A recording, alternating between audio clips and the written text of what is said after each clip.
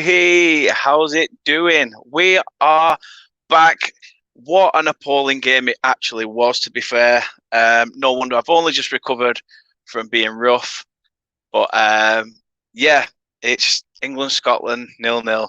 It was just shocking. Conor, can you hear me? Your audio's gone. There. I had my mic off for the intro. And then Whee! forgot that I put it on. I'm a shambles. It's all right. It's all right. It makes a difference. We were the same. Anyhow, Conor, thanks for coming on. Yeah, Yeah, that obviously game you're was going to give us a Scottish perspective, which is decent. that game was proper piss, but I'll take the draw. Do you think you can still qualify?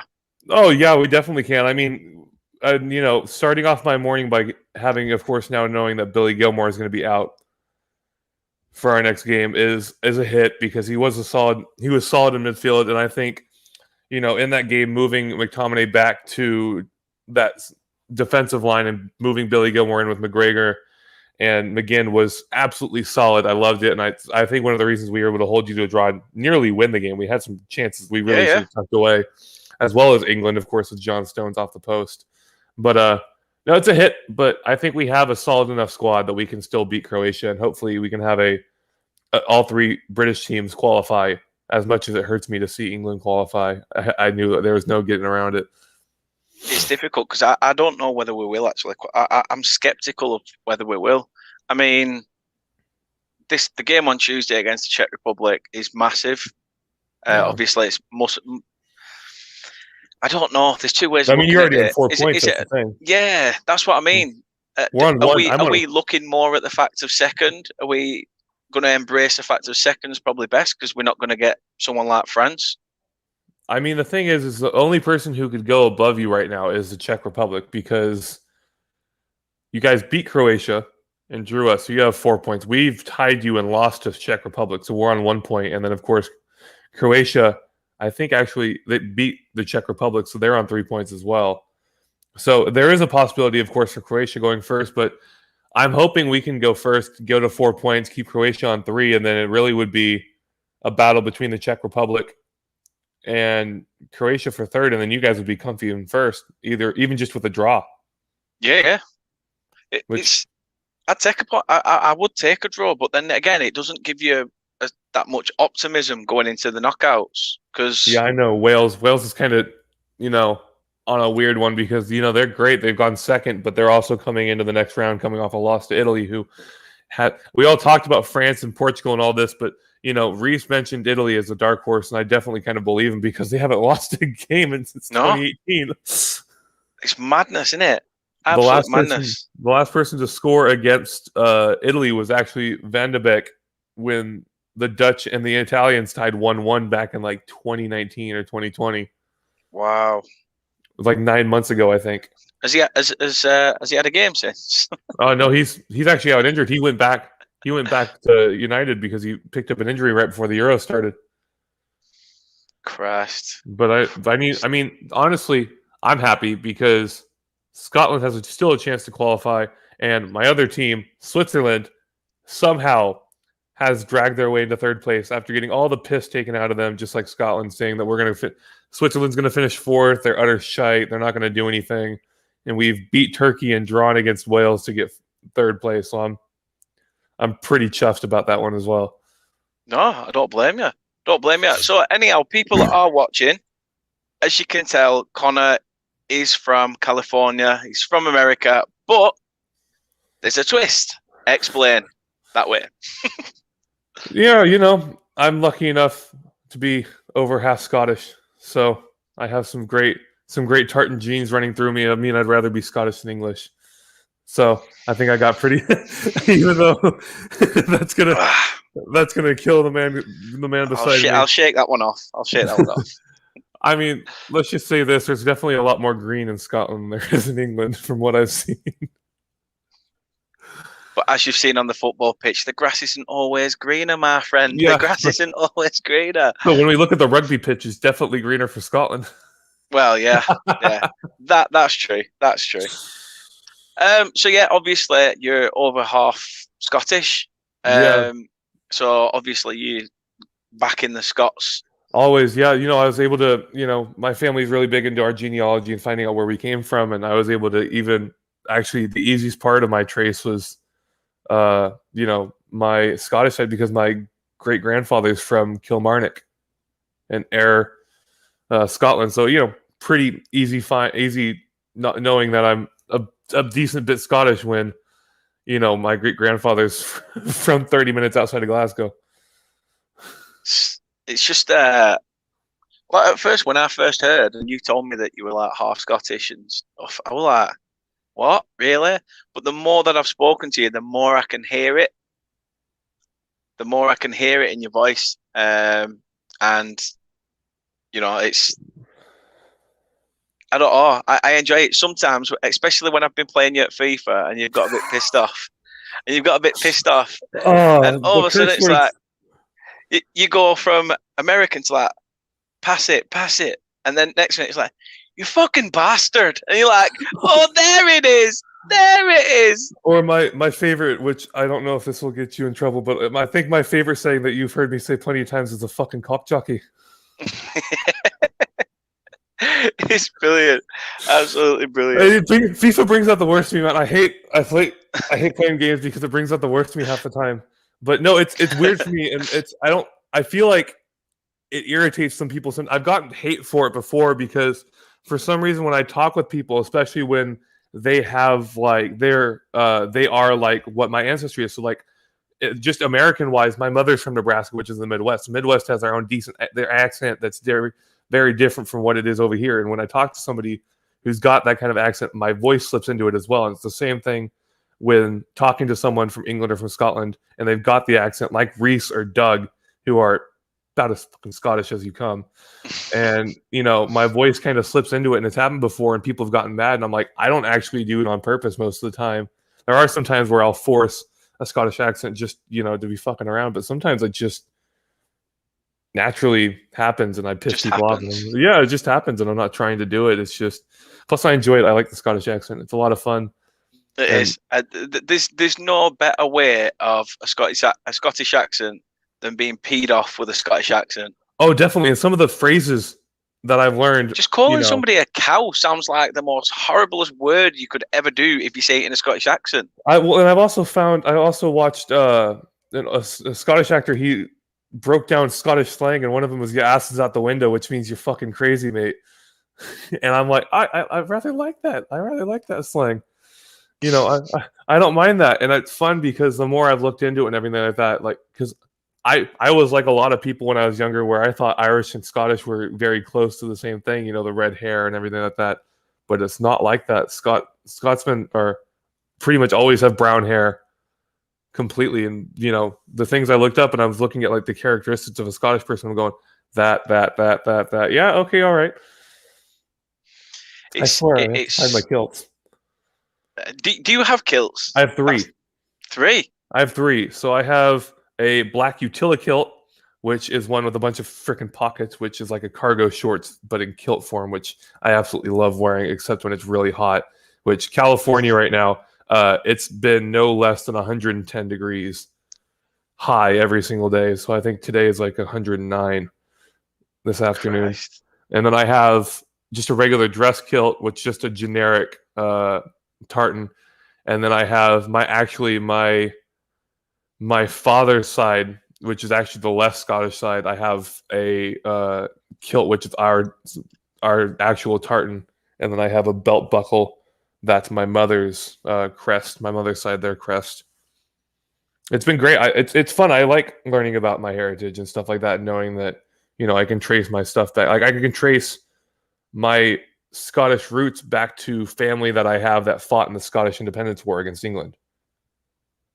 That we've actually, because Scotland's got, of course, Scotland, I know England, I think, probably has it as well. They have the big book where you can look up like the names of old people who fought in wars and stuff like that, and their names and stuff.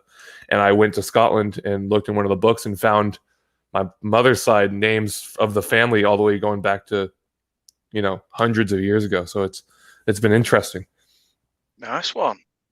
It's good though. I love stuff like that when you look back and you can find out, about family members you didn't even know you had, or you can trace the history, not just a name, but there's like a bit of a backstory to some people, and it's class when that happens. Yeah. One thing I forgot to ask you to do at the beginning. I mean, give your channel a plug.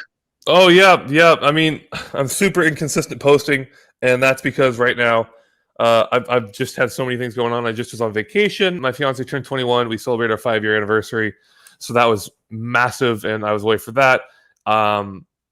Congrats again. I had my right before and of course, even without that happening, I probably would have taken a break anyway. My great uncle passed away on Tuesday at the age of 71 from he had dementia, so it's sucky thing. So he passed away.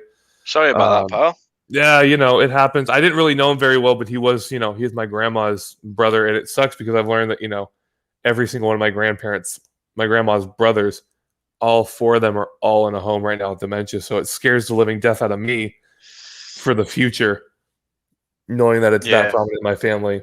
It's, a little bit scary. And of course, I've been sending thoughts to my grandma, who's in absolute tears and bits over it right now. But Yank talking smack. It's my favorite thing to do. I say that my mouth rests a little bit open because I'm always ready to talk shit to the next person I see. Big things hopefully coming to the channel soon. Putting up more videos consistently once I get done with the classes I'm doing right now for what potentially could be a new job. Starting to do some streaming on Twitch now that I've got my brand new camera. Thanks to Renee for the camera. It's going to really help out with getting that started. So hopefully really get into putting out videos consistently again, like I did at the beginning. Hopefully getting some more subscribers and trying to get above 50. I'm 48. Just need 2 more and I'll be above 50. And that's huge because I never would have imagined, even starting this last September with Rich, where I didn't even start my channel. I didn't even start my channel till February, March, because I just never. We're that late. Yeah, I never really thought. I started with him in March just as myself, just as my name, and just being a United fan. And I got to a point where I'm like, you know what? I just have my name. Wouldn't it be cool to just like actually give having a channel a go? And so I kind of went, all right. I thought up of a name. I was lucky enough to have my fiance, who's amazing, who is actually the creator of my logo. My logo for my channel is actually created by my fiance herself. Did it for me when I discussed what I wanted to do, which I'm absolutely, of course, incredibly thankful for her because she's been a big part of me starting up and getting the confidence to start the channel. But yeah, I started up in March and thought, I'd just kind of have it so that I'd have something, to put under my name instead of just my first name when I did streams. And it's kind of, turned into something where I'm actually like, I can actually go for this, and try and actually make something out of it. Yeah, I don't blame you. Fair play for taking it on. I think obviously a lot of us have sort of off the back of lockdown and stuff gone for it, and it's nice that your partner, my partner's been very similar. They've been very. I was going to say, why do you need me as a mod? She's already doing my job. I know. Honestly, the amount of mods, I went from being one mod, like being a mod for somebody, to then all of a sudden having like 6 of my own, and I'm like, what's going on? Next minute they'll be hosting my bloody channel. But yeah, obviously, do get your comments in, guys. Big shout out to Doug. Hope you're well, pal. We will be getting Mark on at some point. Mark's interested in coming on, so we'll get his thoughts. It'll be like a big British love triangle in here. So this is starting to sound like our FIFA talks when we're playing against each other with all the emotional deep shit we get into on our talks when we're playing against each other. I'll tell you what. I'll send you the link now, Mark, and then all 3 of us can dissect the game, and you can give you points from obviously a Scotland perspective, a Welsh perspective. How the Welsh have done, yeah. And yeah, I know he's definitely going to mention about that. We've already qualified and all that stuff. Yeah, I half expect it anyway. But the thing is, though, I'm not too upset about the Welsh qualifying because if you look in my bio, I actually have up the Welsh. Yeah, but you don't mean it, do you? No, for me, I be honest, Conor. Be honest. if we're being serious here, Of course, I'd rather have Scotland do better than Welsh. Yeah. The Welsh every single time, but I definitely hold a lot more love for the Welsh than I do the English. So,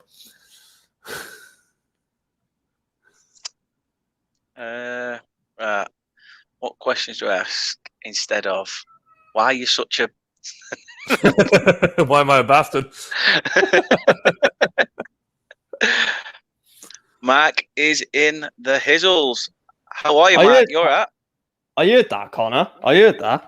I'm not getting you on for predicted last 16, mate. I joke in.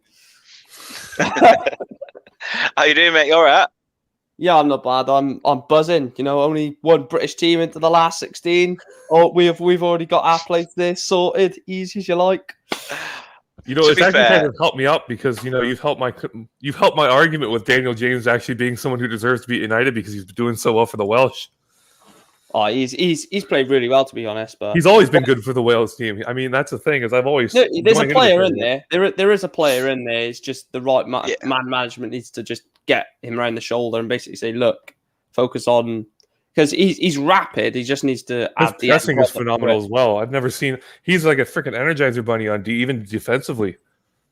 Yeah, he's played really well, to be honest. He's probably apart from I think Danny Ward for us has been player of the tournament, but I said that on my stream yesterday. Danny Ward has been phenomenal with a save. Yeah, he's been getting talks from other people as well about your goalie being one of the players of the tournament right now for you guys. Yeah, so he's been absolutely phenomenal. But Dan James, I never sort of realised the signing to United personally at the start, but then over time I've sort of gradually got into it. But I don't want to get into club football. This is the Euros, and one team is into the last 16. So I don't want to talk about the Euros. I'm buzzing. Right, well then, if that's the case, then Mike, that's the case. What is your thoughts? Taking obviously myself and Conor into the situation. Obviously, both at opposite ends of who wanted to win that game. But as a neutral sort of looking at it, obviously, I know none of us want each of us to do well. But on the flip side, like just the game, talk us through the game itself through your perspective. Scotland, yeah. England, Scotland. Yeah. Conor, I love you, man. What a man. Come on, the Scots. No. I think England were very poor. But I'm not going to say England were poor because Scotland did play well. And then I always hate that when people say one team were absolutely dreadful. Like, come on, give the other team a bit of praise. Scotland played really well defensively. I thought Robertson was really good. I think he was probably their man at the match. John McGinn played really well as well. McTominay was. I don't want to give my thoughts on that because he's playing in a not natural position, but a position that he's not. Hanley was phenomenal as well for us. One of our centre backs. He was just Grant Hanley. Yeah, Grant Hanley was a lead. He pocketed Harry Kane. So that was. It's not hard. Harry Kane's overrated as shite. So. Oh, come on, Conor. You need to come on. You need to come on the Czech Republic England watch along on Tuesday night when we absolutely pelt England with comments. But no, no need. I'm just trying to do a nice, decent thing by putting everybody's views out, and I have to sit here and cry. I'll just say that I won't mind if England gets shticked. Oh, it's like that, is it? Hey, we lost 2-0. How the hell do you think I felt? I was like, Scotland's only game that we're guaranteed to win is the Czech Republic. We got fucking shit. Can you imagine the only game of the group? Obviously, I do want you to beat Croatia before you have a go at me. But can you imagine the only game of the group that you say you don't think you're going to get points from is England, and that's the only game you get points from? I will absolutely lose my mind. Yeah, but on the flip side, it's England, so taking. I mean, it was like in rugby. I was over the moon to beat England. You're always over the moon to do anything against England as a Scotland fan of any sport.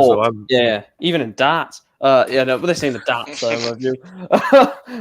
But no, I think England were quite poor. I think there was a lot of average, but no, Sterling was fucking pissed. There was quite a few averages in there, and there was a lot of poor. I think the best. I mean, trying to pick from a bad bunch, really. But the best England player on the pitch for me was probably Calvin Phillips. For me, he's absolutely phenomenal. I was questioning it, as a neutral fan when he played against Croatia on Sunday, and I was like, oh God, this is risky. He's not that good. playing him for against, Leeds. yeah, and not just that, playing him in a midfield against Modric, Brozovic, and Kovacic, three quality midfielders. They're all 40, 50 million players between them. Or not in between them individually, sorry. And they're class midfielders. And the fact that he not just run that midfield, he bossed the midfield in that game. And then he against Scotland again, it was a very poor team performance, but he shone brightest really. And do you know what? He could be.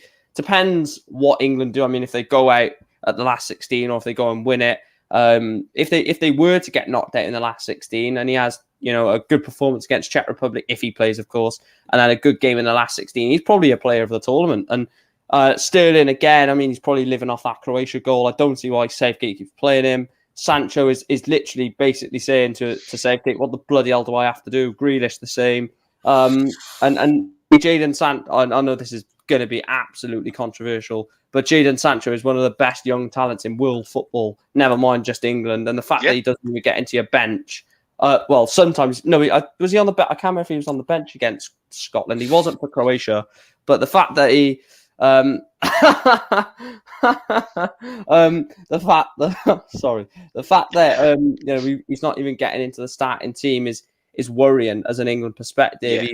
And I don't think he's going to be to the point where he says don't play me then, because he's not that type of player. His temperament is very good and his mentality is I'm a winner basically, and I will keep trying, and I don't see why he doesn't get in. I really don't. I don't know if there's a tactical approach, because even if it's something tactical, I mean, what does Sterling do better than Sancho can?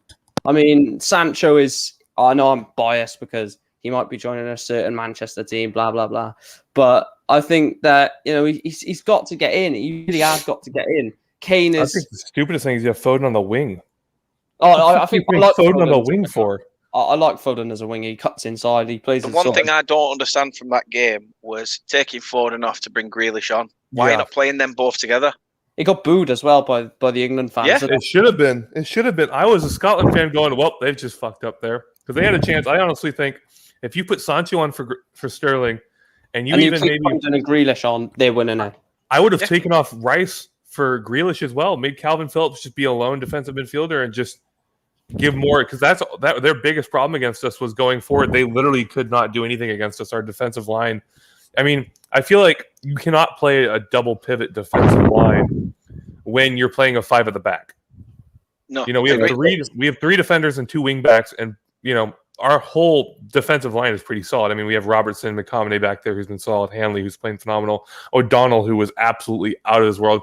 We shat on him after his performance in the Czech Republic because he played like shit against the Czech Republic and has come back. I think Liam Cooper was very unlucky not to start against England. I think he was, but O'Donnell proved that he should have started that game because he played phenomenal and he shut up everybody that is a Scotland fan who shat on him after the Czech Republic game because he did get a lot of stick, and he was it O'Donnell who had that shot? Was it O'Donnell who had that shot against Czech Republic, or was no? I think that was Hendry. Hendry, that was Jack. Yeah, that was Jack Hendry. Yeah, and I think but O'Donnell was the one where he got a lot of shit because he got the ball, and his first touch of the game was along the sideline, and he went to go do a step over, and he kicked the ball backwards out for a throw-in. that is comical. I know he didn't deserve it, but that was comical. So he's had the absolute piss taken out of him for it, but he's come back and played really well. But I was thinking, when you're playing a 5 at the back, you can't play a double pivot. So I think having an attacking team, especially with Sancho, who I think honestly is a better player than Phil Foden, honestly, on the wing. And I think having Sterling off, because Sterling, I mean, there's footage after footage after footage that you can see where it's like, just pass the fucking ball. Just pass the ball. Just pass the ball. And then he dribbles and he gives the ball away. And I know if I was an England fan, I'd be head on my hands going, curse word coming out of my mouth, asking what the hell he thinks he's doing. But, It's silly, though, what's going on, because I'll tell you what, I'll give some respect to Scotland. They went there with the game plan and it paid off. And the more that the game, it got closer to kickoff, the more I was thinking, hold on a minute, we ain't going to sort of run all over these. This is almost like, without sounding disrespectful, this is almost like the way this game's been psyched up is like it's both teams' cup final, and it weren't good to look at it from that perspective. I can't even justify England's performance. It was awful. Yeah, you guys set up like you were playing against like Portugal. Yeah, and it was just it was embarrassing. I will give one massive shout out to Billy Gilmore, who was absolutely class, and fingers crossed he gets better soon. Obviously, after being not lumbered with the dreaded COVID. Not great news to start the morning, but very nice to hear that it's an isolated incident. The rest of the team is okay, and we'll be, of course, training together as we prepare for this last game against Croatia. But for me, I take solace in the fact that as much shit as Scotland gets for not having a very weak team, we have some solid players to come in and take over for him.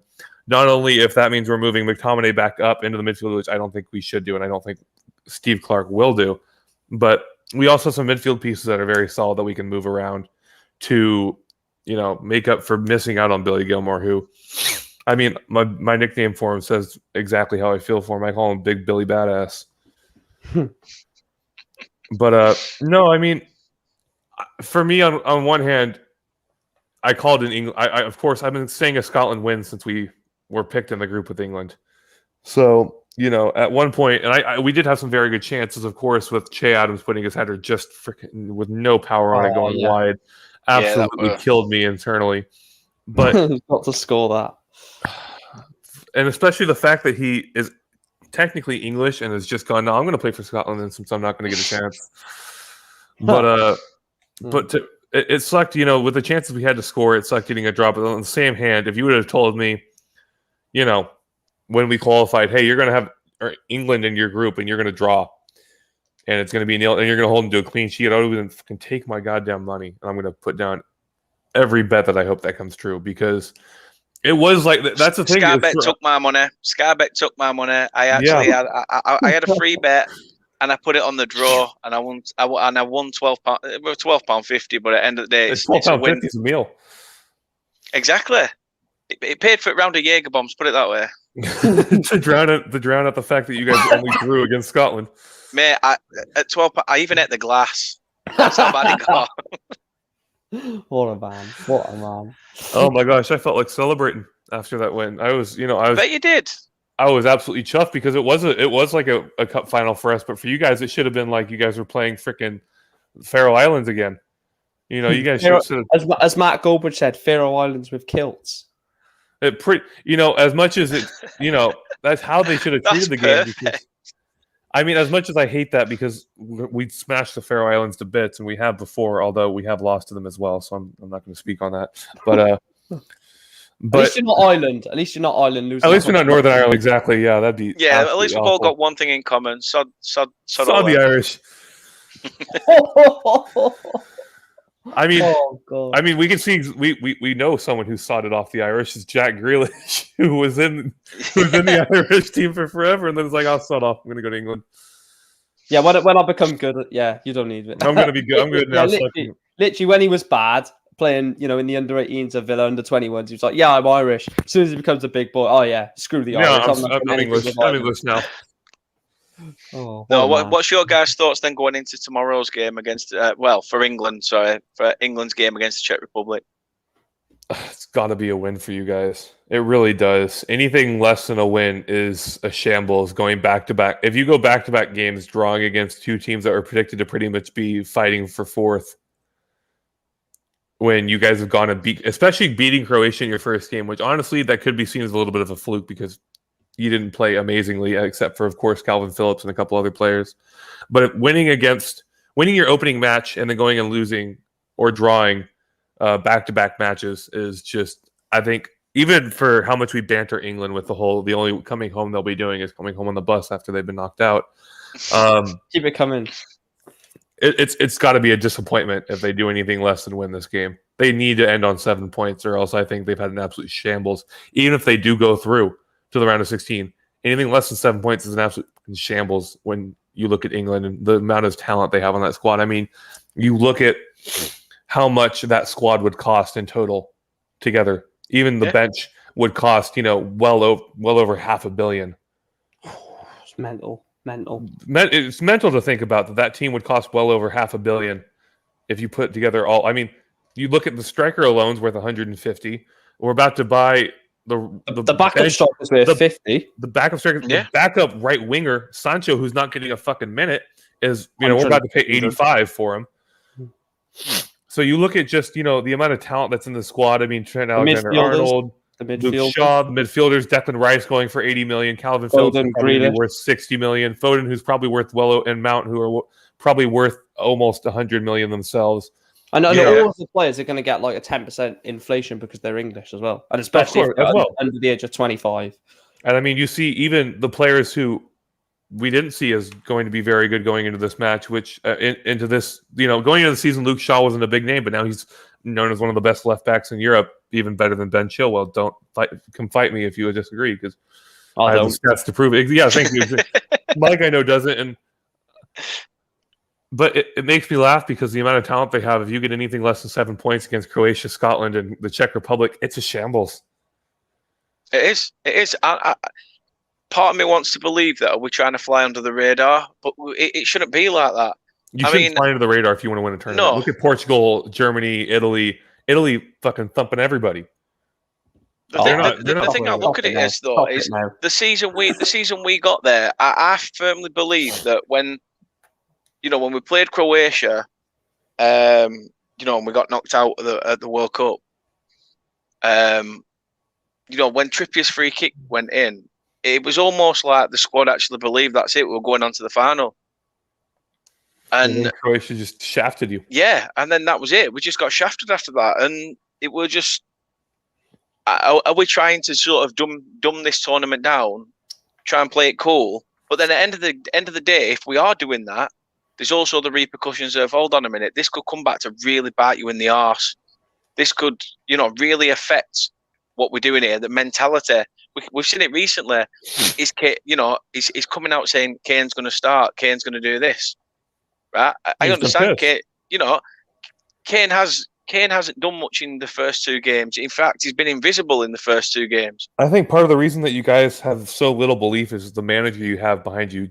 Southgate is such a fraud that I think it lessens the belief that England the English players even have in themselves, because they're always just set up tactically poor. The players are always the wrong players being put in. I mean, we see Kane and Sterling now back-to-back games having started, back-to-back games having done fuck all. And, then coming out and saying that the inexperienced players, he's going to ease their way in, like Sancho, who apparently is inexperienced, being a Dortmund player who's played more Champions League games than, half the fucking team pretty much, if you really look at it. And, not starting Rashford, who I get he's on injuries, and I'm actually happy that he's not playing because it means he can rest up and then go and get a surgery after this. But the thing that peed me off is with Southgate is he said these players are still young. They're not fully ready. Well, if they're not fully ready, why have you took a player off? I think it was against Croatia. Why did you take whoever it was you took off, and you brought Jude Bellingham on, who's pretty much and he's the youngest player you've got in there. 17. But apparently, these players don't have. There's a reason why they're there. Their players should be there on merit. And I mean, him not putting Wan-Bissaka in, his obsession with right backs and then not having Wan-Bissaka in the squad just shows that he is so inept at his ball knowledge is so shit. Yeah, and I mean, do you agree with Stephen's comment? Obviously, drop Kane, Rashford must start. No. At any cost, do not play Marcus. Do not play Rashford. DCL, please, because Rashford needs to rest. I don't know why he's waited. To be honest, if I was, I know it's hard to say. I'd pull a Van Dijk if I was Rashford right now. I'd say, bun the Euros. The World Cup's coming up soon. I'm going to get myself right and ready for the next season with United. Do you know what? I was thinking that exact same as you, Connor. But then also, thinking the final could be at Wembley. He could be an England hero. It's not going to be at Wembley because apparently it's getting moved because of the quarantine not being relaxed. And I'm going, well, what the fuck why are we doing the World Cup in Qatar if we're this big about the quarantine? It's going to be in Hungary, isn't it? Yeah, it's going to be moved to Hungary. By the way, have you guys seen what happened with Hungary and Germany with their game coming up?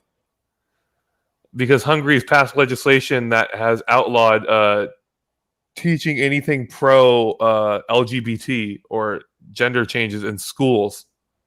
It's now illegal to do that in schools. You can't teach anything that would be concerned as pro LGBT or anything like that.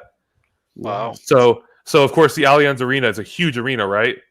And it's being the Hungary-Germany games in Germany. So the German government went, all right, we're going to light up the outside of the Allianz Arena in LGBT colors for the game against Hungary. Fair play to them, though. Fair play to them, because at the end of the day, as we can talk about, the taking the knee situation and, fans, whether they're against or for it. But you know what? Even as much as we can tell that it's such a shithouse move by the Germans, fair play for standing the ground and accepting equality. Have always been like that. The Germans have always been like that. Don't give a crap what no one else says. Yeah, they said Munich City Council has called for the Allianz Arena to be lit in rainbow colors for Germany's game versus Hungary. Hungary's parliament recently passed legislation that bans content in schools that is deemed to promote homosexuality or gender change. And fair play. My hat's off to Germany. A lot of people were going, and it disgusted me. I was looking in the comments, and people are going, "So much respect for Hungary." I'm a Hungary fan now, and I'm like, "You're fucking what? You're saying up Hungary for being homophobic?" That's basically what it is. It's disgusting. Yeah. That's basically that's basically like saying up the Bulgaria when that whole racist thing when England played Bulgaria in a World Cup qualifier. Yeah. Or the whole thing, and you're saying up freaking Slavia Prague or whatever when that whole incident happened against Rangers, and you're going, oh yeah, I definitely agree with that. That was the best thing they could have done. Like, no, you're fucking pissed, Hague. That was fucking disgusting. Yeah. I agree. Yeah. Absolutely agree. But then they'll say that taking the knee is a political issue. Well, what's this then? Oh, what's the whole thing with them putting an investigation against Neuer for his captain's armband being rainbow fucking colors? Oh, silly, absolute stupendous. Oh god, they finally come out and gone. Where did stupendous come from? What a man!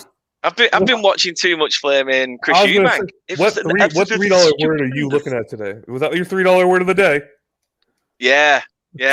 I'm gonna have to get an intro for that, like $3 dollar of the day. You should. That would be I feel like that'd be a funny thing to do. Is just have a word you have to work into your daily conversation. Oh, I could never do that. I could never. And of course, so moving on to brighter and bigger things. Well, I mean, probably not for a lot of people, but for Dan, I see Trippier has been mentioned in the comments, and you and I, Dan, have talked about Trippier. We have very recently because of who he's been linked with, besides Manchester United, which he has been heavily linked with a return to Turf Moor. Oh, I'm sorry. Sean Dyche is not happy with that. I think he would be. I think he would be. I mean, Trippier has always said that no matter what, he has enjoyed that he will play under Sean Dyche again before the end of his career. And what better age to do it? The only problem is, Burnley ain't going to stomp up 43 million quid for him. You never know. With Pace, you never know. Because, I mean, if they're saying that they're going to go after, Pace has got to be someone who's got to, give the okay to be like, yeah, we're going to put our interest in for him. And so I think if you're a Burnley fan, you got to go, shit, we're in for Trippier and he's worth 40 million quid. And he's linked to Man United. He's linked to Man United. He's just won La Liga. Are we actually going to be spending money now? Because like you said, you guys spent 750,000 in the last transfer window. This could be a sign of holy shit. Pace is going to spend. He's kind of sticking to his word that we're actually going to be here spending money because we're our first big and that's player. it. Oh, January bust minus 15 points. The fact that you would never under the old regime in the last couple of years, you would have never even seen Burnley linked with a player of Trippier's caliber. No. But the fact that like I said to you though, Conor, I said to you that it peed me off that we lost him to Spurs so cheap. 3 million quid to Spurs. Yeah, that was a joke, an absolute joke. But yeah, for me, he's been the best right back I've ever seen at Turf. And if he does come back, there's just honestly, I think that's a huge step in the right direction. Not only because I think it improves your squad, but I think it shows the rest of the Prem that Pace is here with his new owner group. They're going to put some good money towards Burnley. I got laughed at by pretty much everybody I've talked to saying, don't be surprised if Burnley spend above 50 million in the transfer window on players this summer. Are you worried though about Trippier? Sorry to cut you off. Trippier, are you worried that if England go on to potentially go and win it or get latter stages that the interest is going to be pumped too high in him that Burnley can't extend the negotiations? Like, if his value goes up to like 60 million during the Euros, do you think he's not going to sort of drop his wages that much to go to Burnley, or are you still confident that because obviously that's where he was made. He was made in Burnley. Do you think he will still link back to his roots, or do you think if basically the better he gets in value, the more unlikely it is for him to go to Burnley? I don't know. Like I say, the fact is, it's such a tough one because no matter what, to me, he loved the place. It was a case of, you could go into town drinking with your mates, he'd be there. He'd be there. He'd be out with his mates in the poxiest, shittiest club where your feet stick to the floor, and he'd be there dancing around. And I think that's what everybody loved about him, that he was so sort of down to earth, would just mingle and stuff like that. Like I went Manchester yesterday, and I took my little girl into the Disney store, and I saw another player that I actually saw a player that Burnley were linked with, which was Hull City striker Malik Wilks. Oh, his quality is. And the only reason I knew it was him under the mask is because I saw like the 98 tattoo on his neck. You gotta love when players have those big, like, official things where you're like, oh yeah, that's him. Yeah, I just saw him and I thought he looks familiar. But then when I saw the tattoo on the neck, I'm like, oh my god, I know exactly who that is. But I didn't go up to him and stuff. Oh yeah, I would never do that. It makes me laugh though when, like, obviously it's different with COVID, but pre-COVID, when like players would go out obviously with their families and stuff, or their partners, and they'd have like tracksuits, they'll put their tracksuit right way up, and then they'll have like their left arm showing, and they've got like a visible tattoo that you just know it's them. It's like, if you don't want to get spotted, you're covering your face up and everything like that, but then you've got a massive tattoo that everyone knows that's you from that tattoo, and it's like, well, okay, because I remember I saw Bale in Cardiff before, and it was like a few months before Euro 2016. He was literally walking with his daughter, and he had his tattoo on his left arm, and he had his his tracksuit all the way up, and I knew it was him. I wasn't going to go over to him and say, "Oh, Gareth, speak to me now," because he was with his daughter and stuff. But it's crazy the amount of people that you can just see that some people are just basically keep themselves to themselves basically, and just normal day life. Yeah, and I think for Trippier, for me, what I think is, even if the valuation goes up, the one for home sometimes overpowers everything. Yeah. I mean, we saw with Bale coming back to Tottenham. Honestly, he could have gone a lot of places, especially the fact that he went on loan. But he went, you know what? I want to go back to where I was made. I want to go back to where I love to play. Trippier he could be, I really kind of just want to go back to Burnley. I loved it there. My favorite manager is there. I've achieved something great now with Atletico, and I can go back to Burnley and, be a star and go enjoy where I was made. And I think that sometimes, we see that with players who stay with their home clubs for their whole career. With Totti, we see it with Rashford, who's been staying for a long time with Man United, who will probably stay there his entire career. We saw it with, so many different players. Sometimes the love of home can overrule money a lot. And I think if Trippier really wants to play under Dyche before he retires, it's a perfect opportunity. And I think the best time for him now with his age. He's not getting any younger. And if he looks at the perspective of playing for Manchester United, yeah, brilliant, I can play for Man United, but you won't get football. Yeah, exactly. Especially when now Diego Dallo has been told to report for camp. So exactly, you've got him. You've got, Wan-Bissaka's going to be a bit like, hold on a minute, am I sort of playing every game? Why am I being replaced here? Right, Brandon Williams is 2-footed. Ethan Laird as well as played. He's going on loan. That's the thing. Laird and Brandon Williams are both going to go on loan. Yeah, but for like long term. Trippier. Oh yeah. It's a 1 or 2 year deal if he goes, but he wants 4, I think. Yeah, so if Trippier does go, it won't be like 1 year. You come in whilst Ethan Laird and Brandon Williams get blooded through into the team via a loan move. You're here for 3 or 4 years. You're basically the money you're going to be on because it's not going to be like 10 grand a week. The money Trippier is going to be on will have to be second choice. There'll be no doubt about it. He will have to be second choice. And to be honest, I know this sounds controversial, but I would actually say no to Trippier and keep Dalot because of the longevity of it. Yeah, I think with just everything involved, I think as much as I'd love Trippier, and I love Trippier, I'm a fan of his. I rate him highly. I'm very much, happy to have him if he comes to United for the right player, for not too much money. Yeah. I think the best move in his career right now, especially with taking into account what he said about Dyche and about how much he loved Burnley, like you said, how much he loved the club. I think the best move for him is going back. I mean, yeah, why not? You go back why to a team that, why not push us on under a new regime? Yeah, you push him on. You push Burnley on, and instead of playing for a top side, you're playing for a side where you can be the superstar, where you lead them back to greatness of being competitive, and it shows.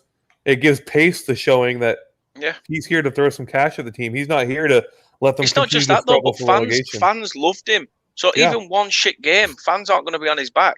If he has one shit game at United, it's a case of why have we spent this money on him? Because he's not done, what we're expecting and stuff. Yeah, the United it's absolute madness. There is some breaking news coming out though.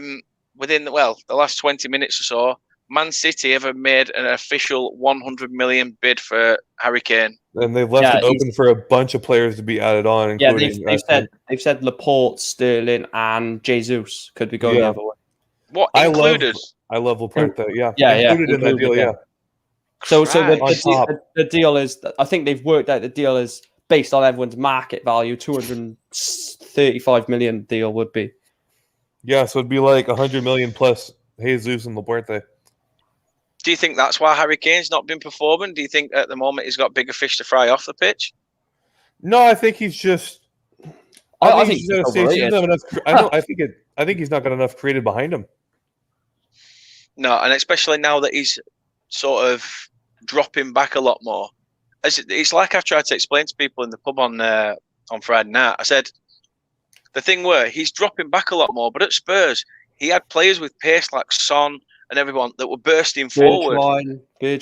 So as he's dropping back, they're sort of opening it up, and as soon as they open that up, he can sort of just nip in and just be on the end of it. But for England, we're not doing that. We're not seeing the likes of Sterling bust a gut to get down there. We're not seeing our wingers just sort of bomb down the channels. Yeah, that's, I think, one thing that Scotland's got that I'm very proud of is, we play with two strikers in Dykes and Adams. And that's because Dykes' whole job, he's a target man. We not a target man, but he's a guy who he drops down deep like Kane has been to receive. While it releases Che Adams to pretty much just go, all right, I'm going to go for goal. I really like the Scotland setup. I mean, you've got two flying wing backs in Robertson and O'Donnell, the midfield, McGinn, McGregor, McTominay, whether he plays centre mid, centre back. But with England, it's weird because, I know I can banter them all I like, but the quality in that team is just, you look at it and you're like, why is this team failing? And tactically, how they set up. I think it is generally down to Southgate. I don't think. I mean, some of the players you can say some of them ain't that good as people are rating them as highly as they are. But that team, that squad, that 26-man squad is not 4 points with a point against Scotland and a point and a crap 3 points against Croatia. That is 3 points against Croatia, a hammering against Scotland, no offence, and a hammering against Czech Republic, 9 points. Plus 5 or 6 goals. The fact that, don't take any offense to this, Mike, because I want the Welsh to do well. But the fact that the Welsh are the first team to qualify out of the Britain teams. That is another different. I agree with you, but there is a flip side to that. We play third. Our third game is first. Sorry, so we've got a quicker chance to qualify. I do get that.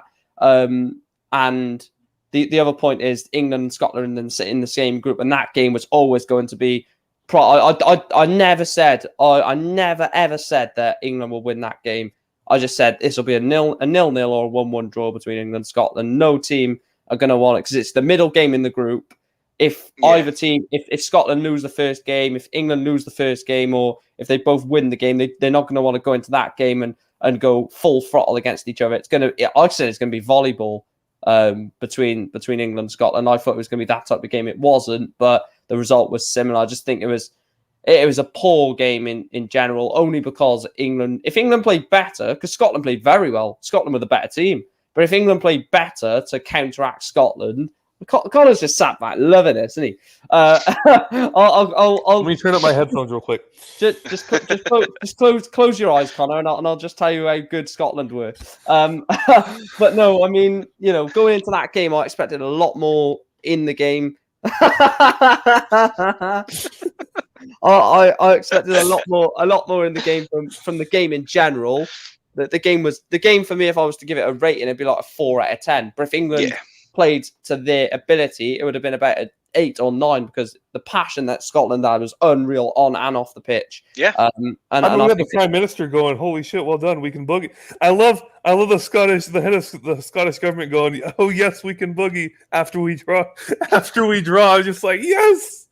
Yeah, it's mental, but it shows what it means to Scotland, doesn't it? I mean, yes, you can mock it saying celebrating a 0-0 draw, but that has literally thrown this group right into contention. Because it's been 23 years since we've qualified for a major tournament. We have I mean, that's all you have to look at. The drought of us being in a major tournament is older than I am. Bloody hell.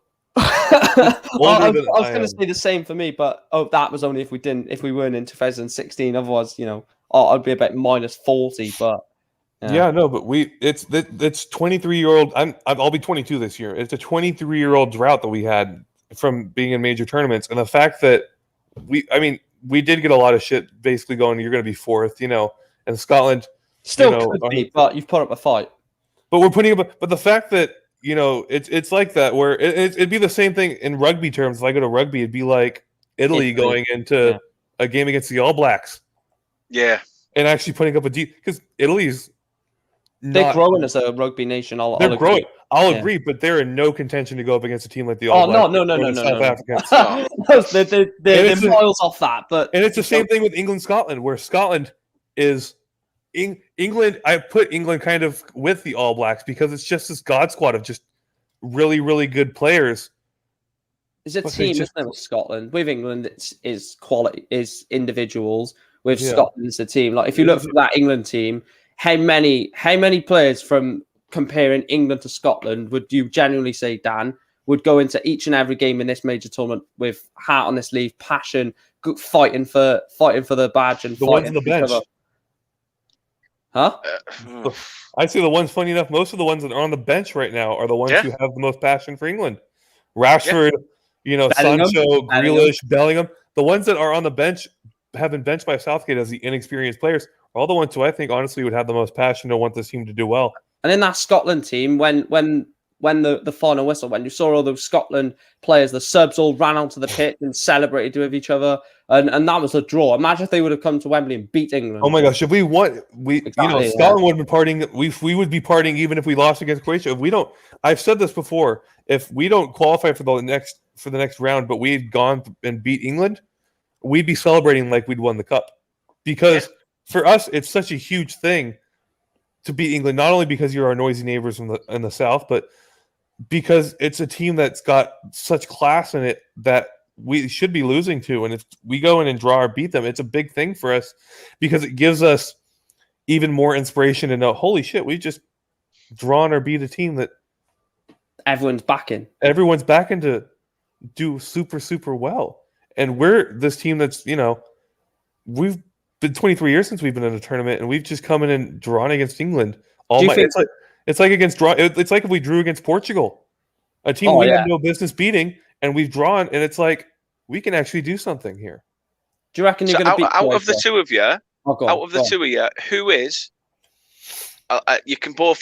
I know who you're both going to pick, but I really want you to think about this one. Who would you say out of Scotland or Wales is probably, in terms of British teams, is this tournament's underdogs? I think Scotland, because we've got more. There's more expectation on us than Scotland. I think Scotland's a bigger underdog because we have so much going against us, and I also think Wales. There's quality. Wales has a ton of quality. Plus, they've also got they were just in a major tournament before. coming for the first major tournament. And like I said, Yeah. in 2 decades, Wales has played recently in a major tournament, and they have semi-finals. and they in semifinals, and they Like have that. huge quality. They have huge quality in that side. I mean, you can look anywhere on that pitch, and Wales, like I mean, I said it when we were doing the predictions for where each team would finish in the.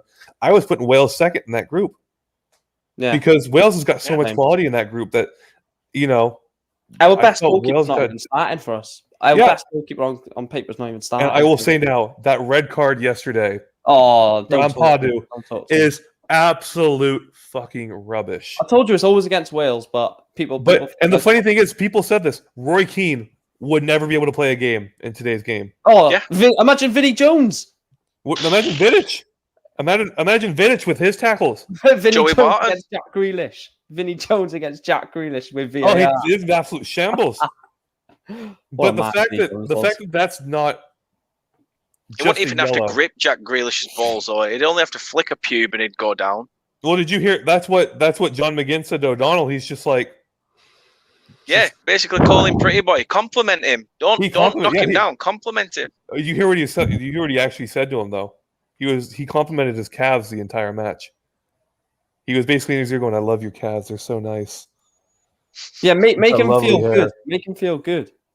And Because the then- fact that we would double team him but keep our space because his favorite thing to do is find any contact and drop to the ground. It's like Sterling and Salah. They'll find any contact and act like they've been shot in the fucking bollocks. But they won't get like tagged it because they play for big clubs. It's stupid. It really is stupid. It sucks because it's like we have Tony Award winners playing in the Premier League.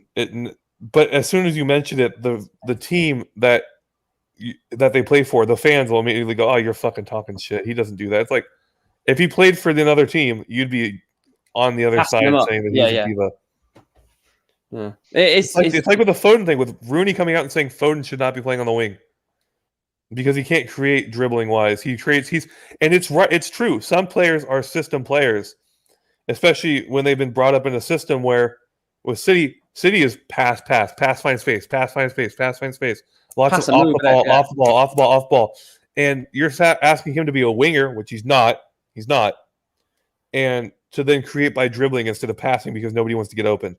It's not how he is as a player, which is why I say you move him away, put Grealish on that wing, and drop Rice because Rice hasn't done much. No. Rice hasn't done much. Calvin Phillips has been the better defensive midfielder. Yeah. You put Mount and Foden together in that midfield with Calvin Phillips, and you put Grealish, DCL, and Sancho on that front line. That team's scoring probably 5 goals against the Czech Republic. Just a big shout out, obviously. Cheers, mate. Absolutely means a lot. And obviously, he's shouted out a big hey to you guys as well. And cheers, talk. Big up talk. Big dude. Love him. Oh, that's it. There's a lot of man love going around. I love it. Even though we're all 3 different nations, say different nations, we're all part of a British. I mean, I'm a completely different nation if we're just looking at where I live. Well, yeah. Although you and I have talked about an American player that I've been saying needs to go to Burnley. Sorry, I thought I muted myself. Sorry, just dropped my bloody controller on the floor. Hey, I just had to pick up cat shit earlier, so don't worry. Stop you when you put that in the private chat. I had to mute myself. Yeah, no, because I have my kitten is a long hair. She's half mountain cat, so she's got the very very long fur, and so she takes a shite and it gets caught in the fucking fur, and I find it 3 days later on the fucking ground. I fucking stepped on it, nearly put it in the rug a couple days ago. Wait, what? Yeah, she left a freaking crap right next to the no, rug. I was trying to read this. Oh yeah. Yeah, so I was in the pub with my mates watching the game, and Mrs. tweeted and said that, she's sitting on the fence in regards to it and things like that. And the Euros actually sent a picture of her tweet in a fan park in the middle of Rome. I thought you meant she was in Rome. I was like, bloody hell, she's gone to Rome and you're watching it in the pub. No, What the fuck are you doing, Dad? Fucking fuck yourself. Mate, honestly, that's why I wear a hat, because there's a big, massive thumb imprint. Can't believe I just said that. I've got the hair. I'm sorry. Unlike you, Dan, I've got all the hair to cover up my thumb. I definitely haven't. That's why I need a hat. I remember I did you as a manager, and you're like, "Oh, you've given me hair." Yeah. It's like that. My mate calls me a hatfish because without it, I look about 65. Because I look about 65 without me hat. and then with a hat, I'm like, Oh, look at him. He looks like a nice 30-year-old boy. Are you kidding me? Without the beard, I look like I've gone back to being in high school. But with my beard, I look like I'm about 35. Oh God. No, my missus hates. I have so many hats. It's ridiculous. I have way too many. Oh, I don't My head is flat. Not like a leg, like a Lego. Lego face. Sticking a Lego. Just a little bumps for the nose and the mouth. Lego man. Oh dear God, what is Hey, if somebody ever steps on your face, it'll hurt like a fucker. Oh, here we go. Well, so is this just going to become a slagging match against me now, or what? You look like the kids. At least you've got the beard. Yeah, no. The only reason That she might not says help. this, the only reason she says this is because I was once doing the kids were at an after-school club, and I went to pick them up, and somebody's granddad were there to pick up their grandchildren. And they went, Oh, you were to pick your grandkids up as well. Oh no! Oh, I'm just sorry, like, Dan. I'm sorry, Dan. honestly. I mean, I think the worst one I've ever got is I got asked if I was my brother's son. I was asked if I was my brother's father, picking him up from school. Oh, I'm 3.5 years older than the fucker. My brother's going to uni this fall. Wow. And 2 years ago, my brother's a sophomore. I mean, fair enough. My brother was short. My brother hit a massive growth spurt. Me and my brother both hit massive growth spurts in high school. My brother was only his sophomore year. I think he's only about 5'6", 5'8" or so. And I'm my size now. But I went to go pick him up. Had the full beard. Mate, honestly, I wish I was. But I pull up to go in. I pull up to pick him up in the parking lot, and somebody goes, "Oh, you're here to pick up your son?" And I'm like, "Man, I'm 19. What do you mean I'm here to pick up?" I'm not. I'm actually 29. I'm 30 this year. Yeah. Arse end of August. I turned 30 this year, so the big one, the big one. But yeah, hey, if I look about 12, I'll take that. I'm not doing any lives without me out though, because then you'll swap them numbers round and add a 0. So hey, next time I'll do a hat as well. We'll do a full hat stream. Yeah, exactly. See, like the missus said, she's older. That's fine. I'm like a toy boy. I'm only 29. I'm a toy boy. She's in her 30s. See, the thing for me is the thing that I'm happy about though is I'm 20. I'll be 22 at the end of September. My missus just turned 21, so she's a fair bit younger than I am. But we've been together for we got together at 16. Christ. So yeah, oh my gosh, she knew me at my worst. Let me tell you, I don't know how the fuck I pulled her because I was an ugly fucker when I met her. Oh my god, I had full braces. My hair was shit. I was disgusting. oh my! There you go. You look about 18. I'll fucking take it. I've looked legal since I was about 15. No, Max 36. Max 36. No. You could just hear me behind, obviously, because I haven't got my camera at the moment. So everyone thinks I'm, obviously, because he said that 60. What was it? 62. Bloody hell, 36 and a half. And then if I put my camera on, look at me, bloody. You go up to about 17. No, lower than that.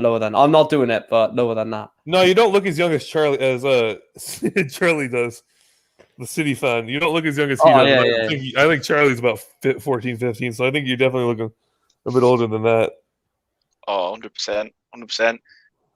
But no, so yeah, score predictions then for Tuesday. What you're saying? I know. Obviously, I'll be doing a watch along for the game myself as well, Mike. So there'll be a little raid there if Czech Republic score. Oh, man. Oh my gosh! I'm blown up. I'm going to be on the chat. I'm going to be on the watch along with. Oh, I can't wait to see Czech Republic score.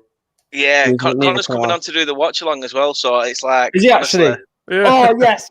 I've literally, because you've told me that now, I'm going to change what I'm going to call the raid. So cheers, thanks for that. Thanks for Dan for telling me. Oh, it's all right, mate. It's fine. Don't worry. I will say, I'll sit there and take the shit. I do it. I've done it most of my years now. So well, like I told Dan, my name. I I made my channel because the way I came up with my channel, I love talking shit to anybody and everybody. And if you watch Steven SFTV, Fealty TV, or Fetley, I think. SFTV TV, yeah. Yeah. I pop shit. Oh my gosh, I have no filter on That's that. why I just love your name when I was typing your name into my prediction league. I was just chuckling every time I had to type it in. I love talking smack, man. It's one of my favorite. I come from a sport where you have to talk shit to get up, because I played water polo for 5 years, and that game you have to talk shit or else you're going to get absolutely destroyed. You do anything and everything to get the upper hand in that sport. So I love talking smack. It's my favorite thing to do. I told Dan my mouth rests slightly open because I'm always ready to talk shit to the next person I see. So, but, Mr. Legohead's gone for England 2-0. Also, Mr. Legohead, you can watch the Ukraine on my channel. Well, not actually watch on my channel. I'm not going to turn into the camera. I nearly done that yesterday. I've got to tell you this. I was doing a watch along for what camera? It was a few days ago, and I was watching on iPlay on my phone. And the person I was doing the watch along with said, "What minute are you on?" And I literally went to put my phone on the screen. I was like, "Shit, what are you doing?" I nearly showed the game. I was like, I was just casually. I'll quickly show you. I nearly got in trouble with. I was there. We are. I look about bloody 20. There we are. So I was watching the game like this, and he was like, "Oh, 1 minute are you on?" And I went to go like that. I was like, "Shit, no, you can't do that. I was going to show the bloody." I nearly got Steven in trouble this morning because I was on the chat with Steven at the end of the race, and I had my volume on to listen to the celebrations and the podium and shit. And they were doing the interview. It's not on BBC or RTV. I think it's on RTV4. No, it's on He's Goal. That's what it's on. Well, yeah, it's definitely on there. I'm sure it's on RTV4 or RTV. Yeah. It's on RTV4. One's on RTV4, one's on RTV2. Even RTV1, yeah. Yeah. Even the keyboard doesn't have any belief in England. They don't even do the fucking flag. One off. I know. One off. They don't even believe in England. Fair play, Kate. One off. I'll take that. At least I'm still legal. How old are you? 19. Oh, you're not. Oh, so you're not much younger than I am. Yeah, but I'm glad she's got me at least to be legal still. Yeah, I had you. I had you about 17, 18. That's the thing. Oh, okay, I'll take that. Yeah, I had you. A legal age. My first drink, funny enough, was in Ireland. My first drink I've ever had. Well, my first was drink it? I was about bloody 10. Yeah. No, I'm joking. I'm joking. No stereotypes about Wales. It wasn't 10. No, 11. I mean, for me, because my graduation gift when I graduated high school, I was 17 when I graduated high school. I didn't turn 18 until I started college. But my graduation present was we went to Scotland and Ireland for 2 weeks, and we started in Dublin, was there for 2 days, and then flew into Scotland, was there for a week and a half, and then ended our trip back in Dublin because flights were cheaper. And I had my first night there at a nightcap with my family and had a Peroni. That was the first drink I've ever had. First drink you ever had was a Peroni. Yeah, right fucking shite, wasn't it? Oh, Peroni's awesome. Yeah, cheers, pal. I'm glad you've got it now, which, that means I've now lost a viewer. I should have kept quiet, shouldn't I? Should have kept quiet. It goes down from, yep, I see it now, 110. Is he actually, or was that? No, I'm just I was going to say. No, but trust me, Peronis are better than most of the drinks we have here in America, because here in America we have Jack Daniel's the glory for me. Yeah, but we have Budweiser and Coors Light and Bud Light. Don't diss Budweiser. No, Budweiser's sort of shite. To be fair, Budweiser's all I've been pretty much drinking throughout England games, which says a lot really about England games, doesn't it? Cheap. Have you guys had Natty Light before? Natural Light? No. Only in the morning when I open up curtains. Yeah, it tastes like piss. Don't ever drink it. I went to the I went to the Midwest on scholarship for a year. That is a good tipple. Woodford Reserve. Never tried it. I'm just that's the drink. I'm guessing. I don't. That's yeah. Imagine if I said I've never been there. Imagine if I said I've never been there. Oh, someone said that before. I was on a stream and someone said, "Have you tried?" No, they just said, I can't remember what it was, but something. Woodford Reserve is good. But someone said something is good, and I thought it was a place, and I went, "Oh, I've never been there. What? Boy, where's it by?" And they went, "No, it's a drink." I went, "Oh." I was like, "Oh, where's it?" Shambles. Oh no, I can't remember. It was a cider or something. Ciders are proper good. I think my second drink was good though. My second drink was a pint of Guinness. Oh, see, I've got to be in the mood for it, but yeah, I do like a nice. A pint of Guinness. See, the thing is, I turned full fucking Scottish when I had fish and chips. I'll have to have a look at that. I'll tell you another one I like. Hague Club as well. Johnny Walker's pretty good as well. Johnny Walker's actually from Kilmarnock. Yeah. That's one thing I was cool to find out was Johnny Walker was made in Kilmarnock. Was it? Yeah, it's originally made in Kilmarnock. It's founded there. Wow. I don't know where Mark's gone, but he may come back. Just bear with us if you just need to watch him. He's gone to paste on a beard to try and match in with us so we can finally turn his camera on. 17, 18. Watch me grow this. He's missing I got this at 19, 20. Funny enough, it makes me laugh. I got the chest hair before I got the facial hair. Yeah, same. But the thing is, gravity's took it downwards because obviously I've got note on my head and it's took it here instead. So. Oh yeah, see, I just had a haircut because I've got the mullet going. I'm rocking a full mullet. I've gone full American with the full mullet, and then I got the Amish chin strap. Not really that. Even Talk says Guinness rocks. Guinness is solid. Yeah, Guinness. But I went to the Midwest for a year to play in college. I was on scholarship.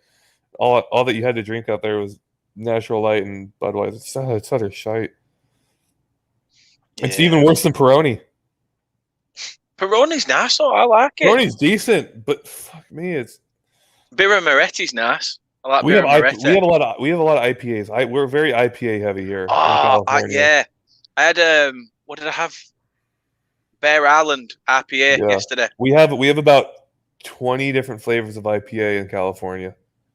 That Bear Island IPA I had at TGA Fridays yesterday was just I had a rather good cocktail a couple nights to celebrate my missus' 21st. We had there's Smirnoff had their red, white, and blue vodka that they came out with for 4th of July. We did that with pink lemonade and the slushy. It was absolutely pretty solid. Yeah, that was a quick way to get myself absolutely smashed because it called for to serve 6 was a cup and a half of vodka to 3 cups of pink lemonade. Yeah, the missus has said obviously that she's known me most of that. To be fair, she's known me all of my life. We went to nursery together and everything. But yeah, fair enough. If that's what you say, that's what you'll get. I'll keep shaving it. Not that it's going to grow back anyway. My missus knew me when my hair was short. I had no beard. I looked creepy. But see, the thing is, I looked very small on my face. But at the same time, I graduated high school at 6'5", 250. So that's why everybody thinks I'm so much, older. I'm just been a big lad my whole life. Hey, it's not wrong with that. Nothing wrong with that at all. Oh, I hate getting clothes, man. Yeah, to be fair, I nearly bought some clothes today. I didn't bother. I think you guys are a size. Your boots are a size bigger than ours. I think they just are like. I think for you guys, like a 17 for. I think like it's a size up from what our normal is. It's like a size up for you guys. I think you've frozen, but like I haven't a clue. I think we're frozen. I'm not sure. I think we're good. I see you now. But for me, like, I'm not sure what's going on. If I go to like US shoe to UK, to EU for you guys, I'm gonna because I want to show you how fucking massive I have. So for the UK, you guys are your size 15 is our. Oh fuck me, come on. Yeah, you guys are a huge difference in size. You guys are 2.5 sizes smaller than us. I'm a size. I think for you guys, I'd be a size 14.5. Here it's a size 16. Which is impossible to find shoes. My shoes are all special ordered. I can't buy them there's no store that holds my size shoe. I have to special order all my stuff. It's probably the worst thing about being a bigger lad, especially driving. Driving cars are a nightmare. It takes me 6 steps to get in my car. Or else I whack my head against the top of the door frame. I think we've frozen again.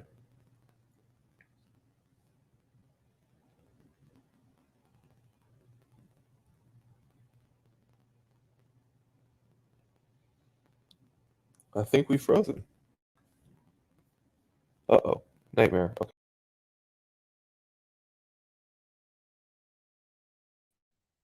Guys, I don't even know what is currently happening. It seems internet is going mental at the moment. Fingers crossed those guys come back. I mean, Chris, I mean, what there wasn't much to say, was there, on England Scotland? But yeah, it's strange. So it's me that keeps freezing. It's a bit odd. I think you need to get off internet, love, downstairs. That's what it needs to be. Get yourself off. I thought it was sounds me. wrong. I thought it was me. Yeah. She can wait for you to get back downstairs to do that. Of course, got to make sure the kids are in nursery, but that's a whole different chat, and that's Yeah, she not said for you YouTube. didn't freeze. I thought it was me. I was like, oh, for fuck's sake. To be fair, on mine, for a change, it was showing me sort of go black screen and loading. Yeah. But then it did it with you, and then all of a sudden it just pulled me back, and God knows. Yeah, God knows what's going on. Like, let me exit and come back in and see if that'll fix it. But no, Fingers crossed it gets sorted. For me, I think I'll go back to the Scotland-England game just so that, because it is freezing up. I think England will win. If they don't win it more than 3-0 or better, it's a bad game. Yeah, England's got to go all out tomorrow. Fingers crossed the connect. I'll be downstairs tomorrow, so the connection should be stable enough. So we should be all right. I don't know how far behind you'll be when you're watching it. I'll be about 30 seconds probably. I'm usually right, I'll try not to celebrate then. I'll try and keep it quiet. His goal is usually about 10 seconds slow, but for Scotland, Croatia, I'm thinking it's probably going to be a 1-0 game to Scotland. It's going to be. I think it's going to be where we're going to win by 1 goal, and I'm just hoping that we end up on the right side of the scoreline. Massive respect to Chris. Smash those likes, guys. And don't forget to subscribe to the channel. I've not really plugged my own self today. So, yeah, if you are here, if you are still big watching. Up yourself, eh? If you are still here and you're still watching throughout all the shit that we've gone through with teething issues, I think it's all the drink talk. StreamYard don't like it. I don't think they're happy with us talking about the drinks. We're talking about drinks and effing and jeffing too, which we sound like we're in the middle of a bar and not being kicked out by StreamYard. Big up to but Dan as well. If you look on my last video, and it's going to be on my videos from now on, my intro and my outro both are done by Dan. So big up you for creating those. Absolutely fantastic, man. I absolutely love them. Thank you. I just thought to get some more content out. Yep. And that's all we'll say on that one, Chris. On that note. Yeah. The big question is, are both Wales are through? Is England and Scotland both going to qualify from the same group? I think they will. I have confidence that the British teams will come through. I don't know if they'll get out of the round of 16, but I can see. For me, I have England and Wales both going to at least the quarterfinals. I really want Scotland to go there as well. I wanted Scotland to go as far as possible. Yeah. But I think just with being the third place team, we'll probably end up with a first place team ourselves. So I think it'll be, and even if it's a third place team, we might end up with Wales. And that'll be, I think that I actually would not mind a round of 16 matchup between, even if we get Switzerland, I think that's a tough game. Switzerland, Scotland, I think is a tough game for us. Yeah. If it's the third place against third place. So we'll have to see what happens. I hope that we'll qualify. I think if we qualify, it's a tournament well done for Scotland. If we qualify for round of 16. No, I agree. I think you guys have done decent so far. But yeah, as an England fan, it's not what people want to hear, but at the end of the day, I think we'll prevail no matter what. No matter what happens to you guys, I think we will prevail. I've said from day one that I feel we will go one better than what we did before.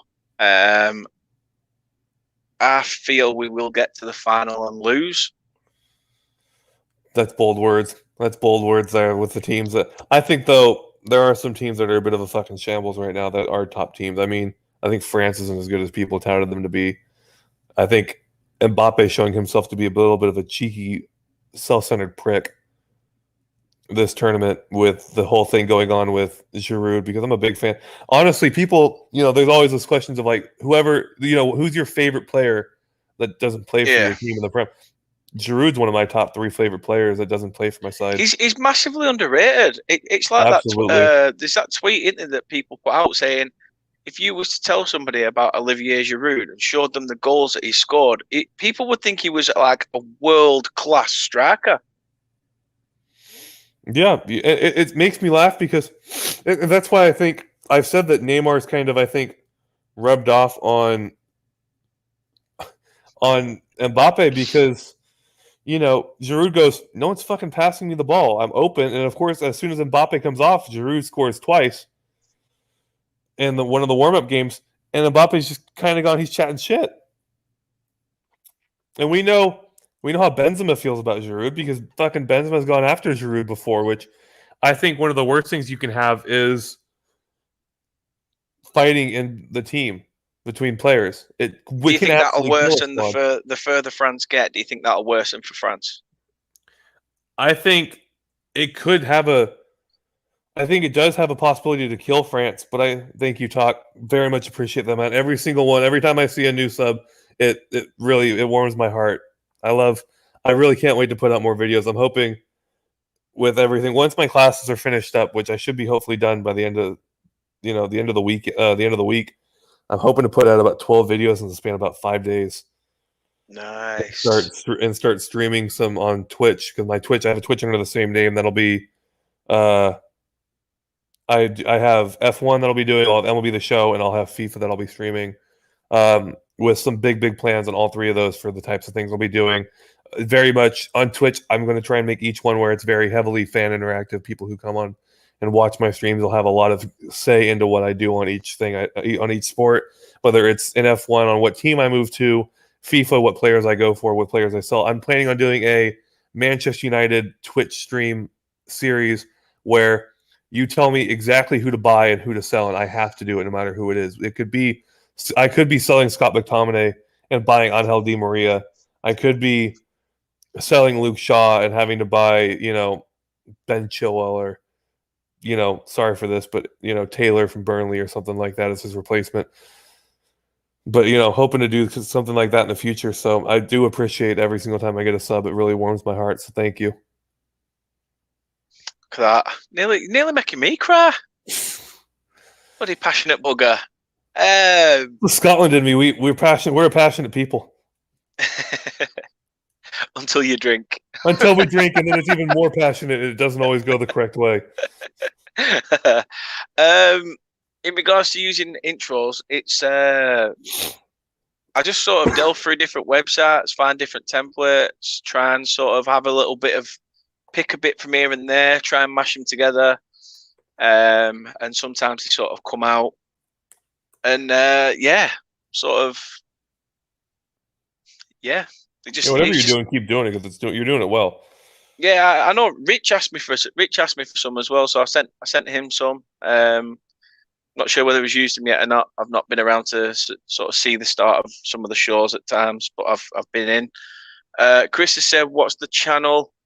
I'm guessing he's on about yours, Conor. Yeah, it should be. Yeah, it's just literally everything I do, my Twitch, my YouTube, my Twitter, everything is just Yank Talking Smack. It's exactly how it's spelled. I try and keep it very simple. I don't have very big. I keep it simple because my ADHD. If I don't do it simple and keep it all the same, then I'll forget, and then I'll never be able to get back into it. So I always use the same stuff. So yeah, Yank Talking Smack is my name. It was a fun one to come up with. I love the name I have. I don't think I'll ever change it. Although I have had people shout me out to try and have it changed to this. This has been another name that's been recommended for me because whenever I speak, I'm always talking sense. But no, yeah, that's my channel. Please go and subscribe if you'd like. I'm hopefully going to be putting out some videos soon, and of course, my Twitch, which I'll be doing, and I'm going to be adding a money goal to see if people will donate because fucking weddings are expensive. How's it looking on that front? Oh my God, it should be paid for. We should have the money to pay for it fully, but it's really going to help if I can get this new job paying for it. Yeah, It's $9,200. So nice. it's not a cheap amount of cash. No, I bet. I think we've got just over $6,000 left to pay for it. Oh, I'll get to that. We'll Yeah, get to that later. but yeah, it's not that. I don't know. It's just like little bits from websites. The website I use mostly, I think it's a website called Place It or something like that. But yeah, they do some good things on there. This is my fidget spinner. It's a lot more deadly if I drop it, but it's my fidget spinner. But yeah, no, if anybody needs an handout, I'll happily help them out. I know there's people out there that charge for that stuff, but no, I enjoy being creative and doing things like that. Yeah. Oh, it's definitely cheaper to stay single, but I got rather lucky. My soon to be missus, I call her my missus because I pretty much already see her as my wife. My high school sweetheart, met her got with her my summer before my senior year when we were both 16, and now it's 5 years later, and I'm almost 22, and she's nearly out of college. It's absolutely mental. Honestly, I think this is the most the missus has actually spoken to me, to be honest. And of course, it's just to banter the shit out of you. It's like, that's decent. I have seen Steven's stuff, and it's really decent. Yeah, so yeah, keep up that work as well. Stuff. I love Steven, man. Big shout out to Steven, man. He's been getting some absolute fucking tripe. Yeah, I don't. It's not deserved at all. Not at all. He's so undeserved. He's such a top. I mean, if I've talked to Steven myself privately and even on stream. He's such a top guy. I absolutely love him to death. He's just such a top dude. I love every single time I'm on his channel. I just feel like I have an amazing time. I don't get the hate he gets. I think he's just, and I can see it gets to him, and it really hurts me to see it get to him because he's just absolutely he's a top dude. I absolutely love him, and I hope this shit flies by because he doesn't deserve it. Yeah, I will. I'll drop you a message because it's something I just love being creative and things like that. So yeah, I'll drop you a message and we can have a chinwag and stuff like that. But yeah, I mean, England, Scotland. I'm surprised we've even managed to drag it out for an hour and a half. To be honest, yeah, it was a shit game, wasn't it? It was such a shit game, man. I was so hoping for much better, but it was not. No, it's true. Like the Missy said, light hearted banter. Oh, are you kidding me? My family is a Scottish thing as well, then, because my family just takes out a piss out of each other every single time we see each other. We just absolutely shit on each other. I've tried. My uncle is a teacher, and I keep asking to come visit his classroom because he's a middle school teacher, and he's like, "I don't want your fucking ugly ass in my classroom. I don't want to I don't want your ugly ass in my fucking classroom. I've even told him, I'm like, all right, I'll just find out from the front office where you work. He's like, I'll put you on a fucking list of do not let this person in. Chris, no worries, pal. I'll let you get off. Crack on with your own show. Thanks for coming in. Big up LTID. LTID. Yeah, Leicester City till I die. Well, Leicester till I die TV is a cracking channel. Leicester content, obviously, I've been doing a bit of Euros content as well. But please go and head over there. The one team that honestly is run, fucking hate Leicester, and it's only because they're run so perfectly.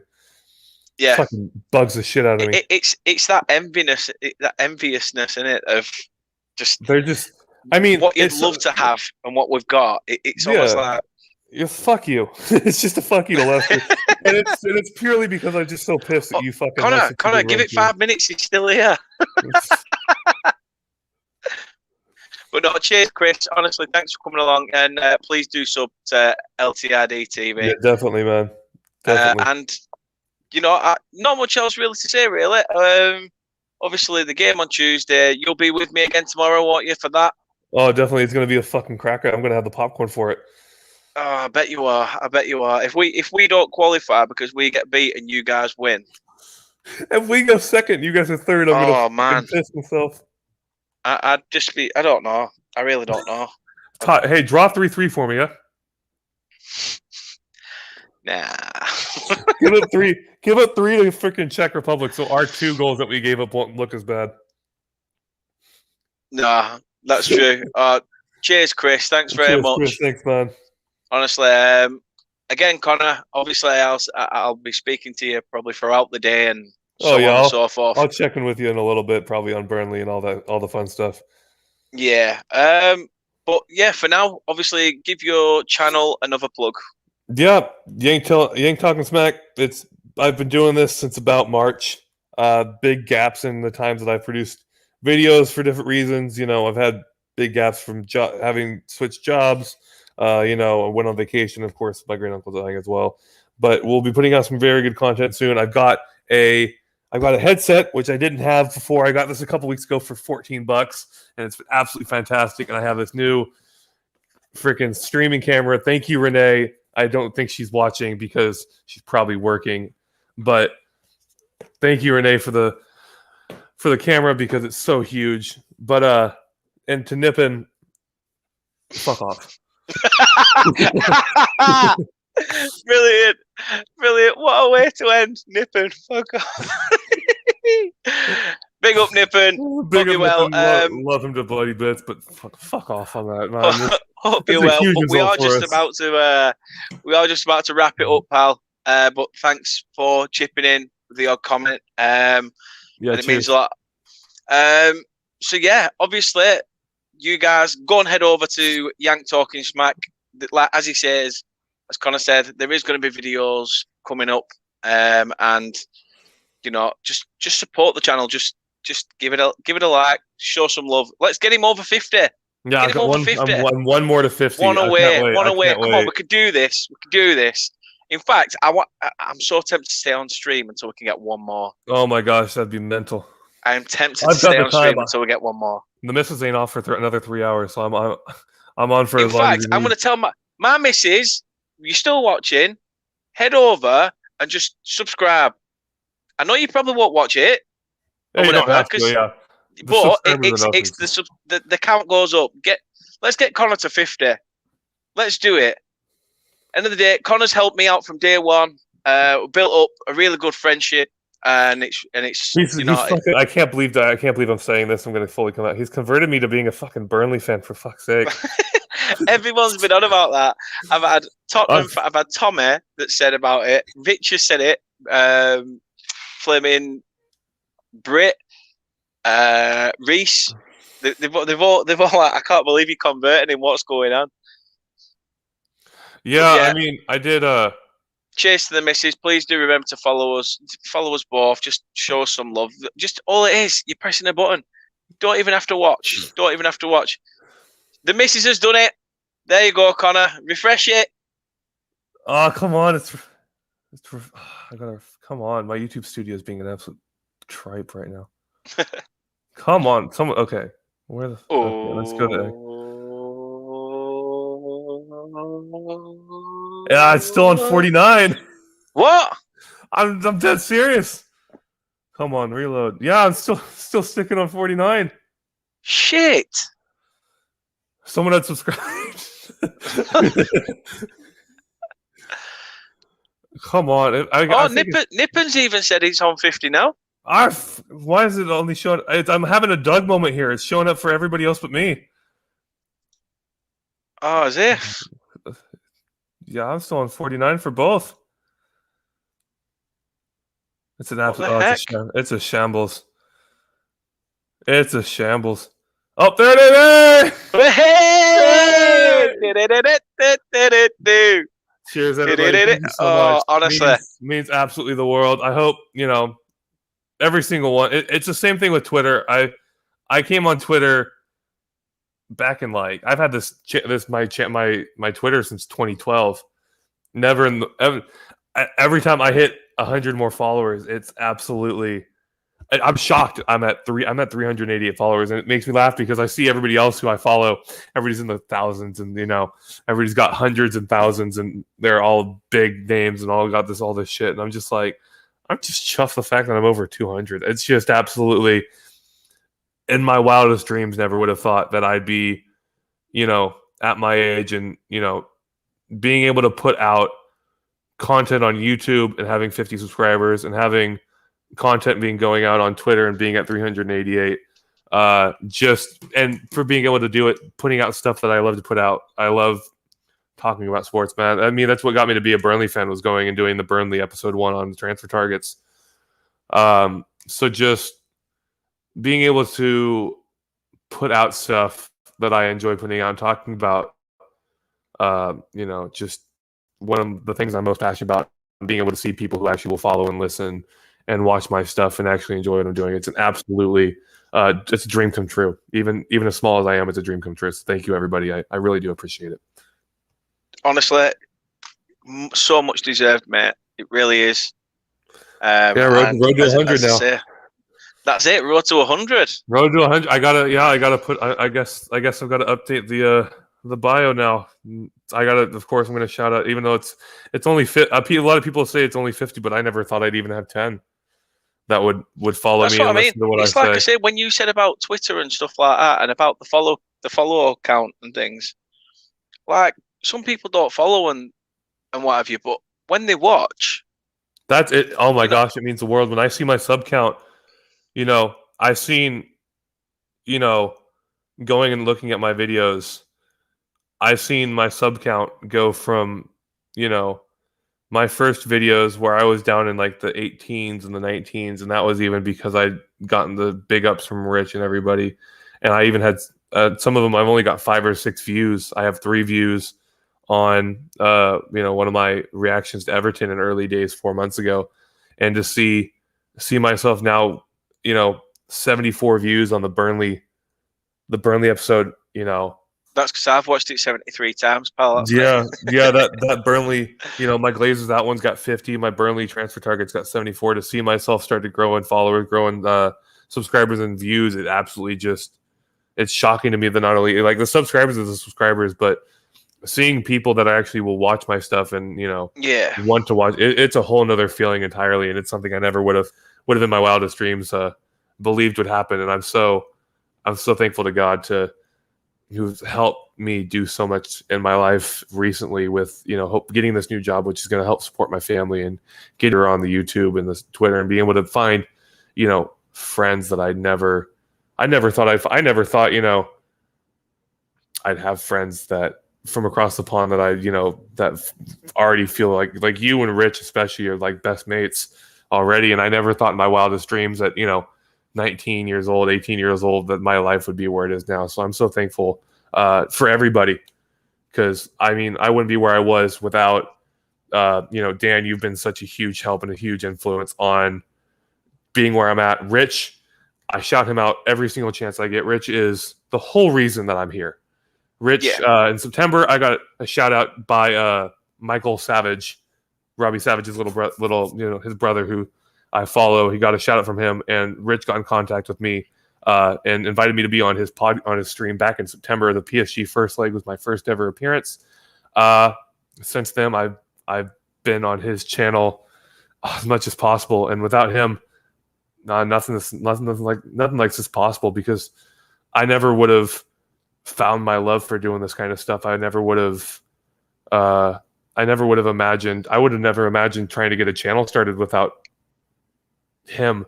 So, please go sub to Rich, because he's just absolutely a top guy. And like I said, without him, I'm nowhere close to where I'm at today. I didn't even realize I wanted to do this as badly as I love it before him. So big shout out to everybody. There's so many names that I could name off right now, and I know it's only 50 subs, and I'm doing this whole thank you speech like I've just won an Oscar. No, but mate, honestly, you deserve it. You really do, because you put a lot of effort into it, and you find a lot of balance.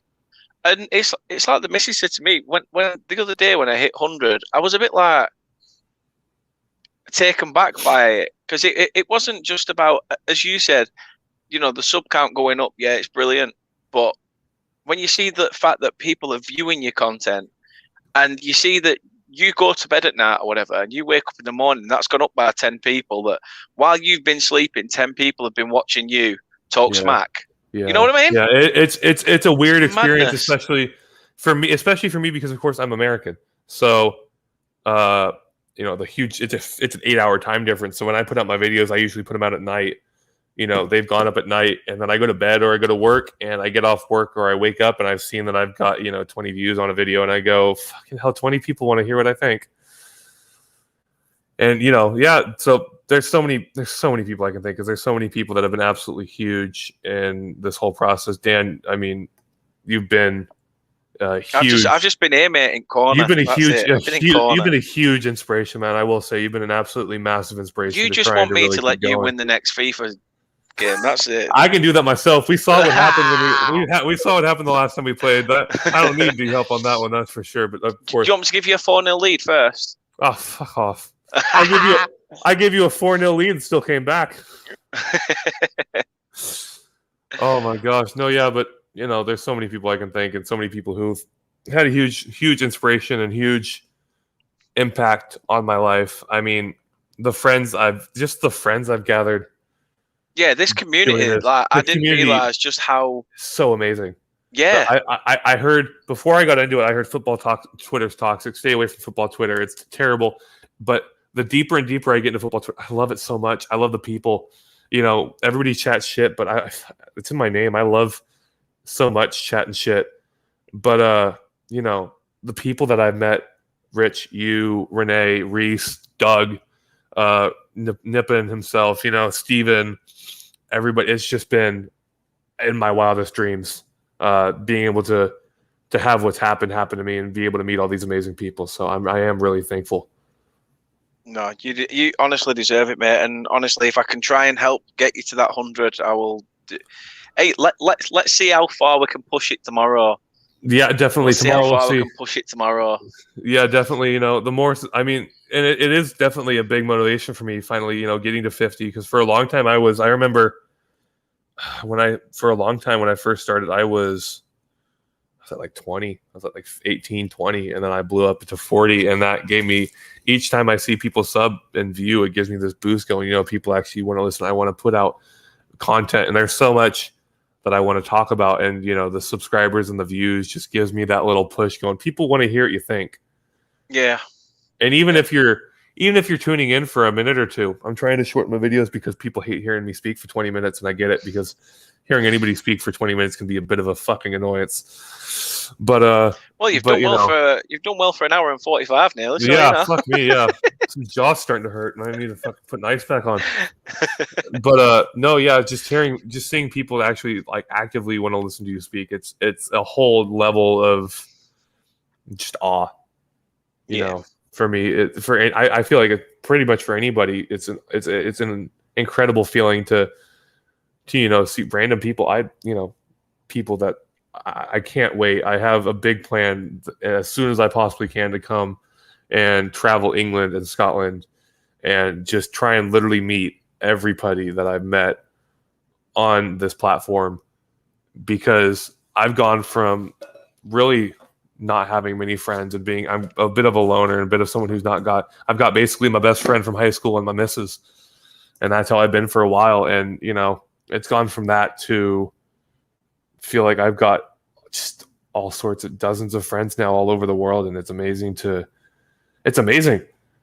Yeah, because a lot of people don't, they think wherever they live or wherever their house is, that there's only a certain sort of period or certain area where you sort of get pally with the neighbours, or you get to that age where sort of you've done all that growing up as kids, but then you realise the whole world. Friends. Especially with footy in America. Footy in America is not huge. I've got my father, who's not nearly as into it as I am.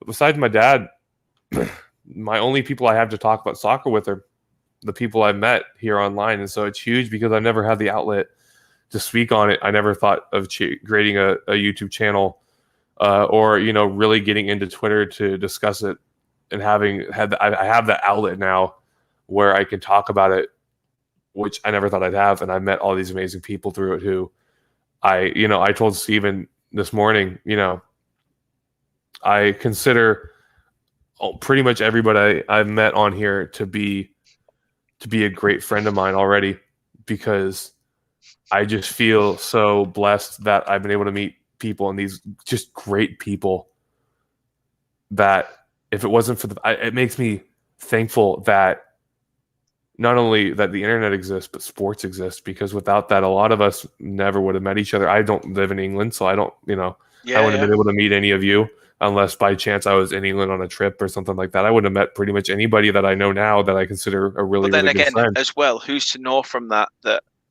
it could have been one of these trips where sort of you see each other, you go back your separate ways, and then it's a case of you never speak to each other again. You know what I mean? It's Without soccer, without a lot of things, you got to be, I think, and this has gone from us talking about the games to talking kind of about life. I'm going to be philosophical as fuck for a second. We take a lot of things. I try, and nowadays, I used to be a really angry person and a really little bit of a snotty little bitch. And, I will admit myself, I was a spoiled motherfucker growing up. I got tons of stuff. My whole family's got, living comfortably, so I never wanted for anything. And I was definitely spoiled growing up. I've literally had to learn at my age how to handle money and how to budget and everything like that, because I was spoiled as shit growing up. But the more I grow up now and the older I get, the more I learn, to take literally every single thing for granted. I take bills as a blessing. I consider bills to be a blessing, and here's why. My rent. I'm paying rent. I hate it. I hate giving money for rent, but it means I've got a roof over my head. Yeah. My car payment, my car insurance. I hate paying it, but it means I've got a car to get me from point A to point B. I hate paying $100 for groceries, but it means I've got food on the table. I've got something to nourish my body with. I hate, my size. I've broken five bed frames in the past 2.5 years, and I hate spending money on them, but it means I've got a bed to sleep on. And it makes me think about the other people that, don't have some of these things. They don't have a roof over their heads. They don't have consistently food on the table every single day. They don't have a warm bed to sleep in every single night. They've got to struggle and survive. And so I try and more to help myself appreciate my life more and appreciate where I'm at. I try and literally every single thing in my life, I'm grateful because, there's always, no matter what you have, no matter what you do, there are people in this world that don't have that kind of thing. There's people, that don't have laptops, that don't have internet connection, that don't have access to clean water. They don't have TVs that they can watch anything on. They don't have, the money to rent a house or an apartment or anything like that. So it definitely is something I get upset about when I watch sports, when I lose. I hate losing. I'm super competitive, but I feel blessed to know that, hey, I've just watched that game on the TV. Yeah. I just listened to that game on the radio. Oh, I've just watched the game on my phone. And there's all these things that when you really look into it, so many people, and it's so sad to see the amount of people in this world that don't have access to just crucial parts of life. And we take it as a commodity. We take it as something that we deserve. We take it as something that we deserve. We have a natural born right to this. But in reality, it's not in that. We are blessed to have been born into a situation because it is luck of the draw. Yeah. It's luck of the draw you end up where you're at. It's luck of the draw and God's will and your own hard work where you end up where you are. And I watched a video on a channel called Yes Theory, who's one of my favorite channels because their whole thing is saying yes to doing anything and everything, just chasing your dreams, doing anything, big adventures, everything. And they did this video where they rode the most dangerous train in the world. And it's one in a country in Africa. And the reason it's the most dangerous is because it's through the mouth of the Sahara. It's a 22-hour train ride through the mouth of the Sahara. And they talked about it's to deliver ore and different rocks from one part of the country to the other. And they're talking, and it's technically illegal to ride the train. There's no, train cars. You have to jump in the piles of ore and you get black soot all over your face. And they're talking about, and they go, some people drive this train every day as a way of life because they have to get to the coast to sell stuff so they can make money to support their family. Oh, My work's 5 minutes down the road. I drive 5 minutes in my car. I'm down the road. Some people have to travel 22 hours to sell what they have to try and make a living, and then go 22 hours back so that they can buy the food that'll feed their family. They can pay the rent that puts a roof over their heads.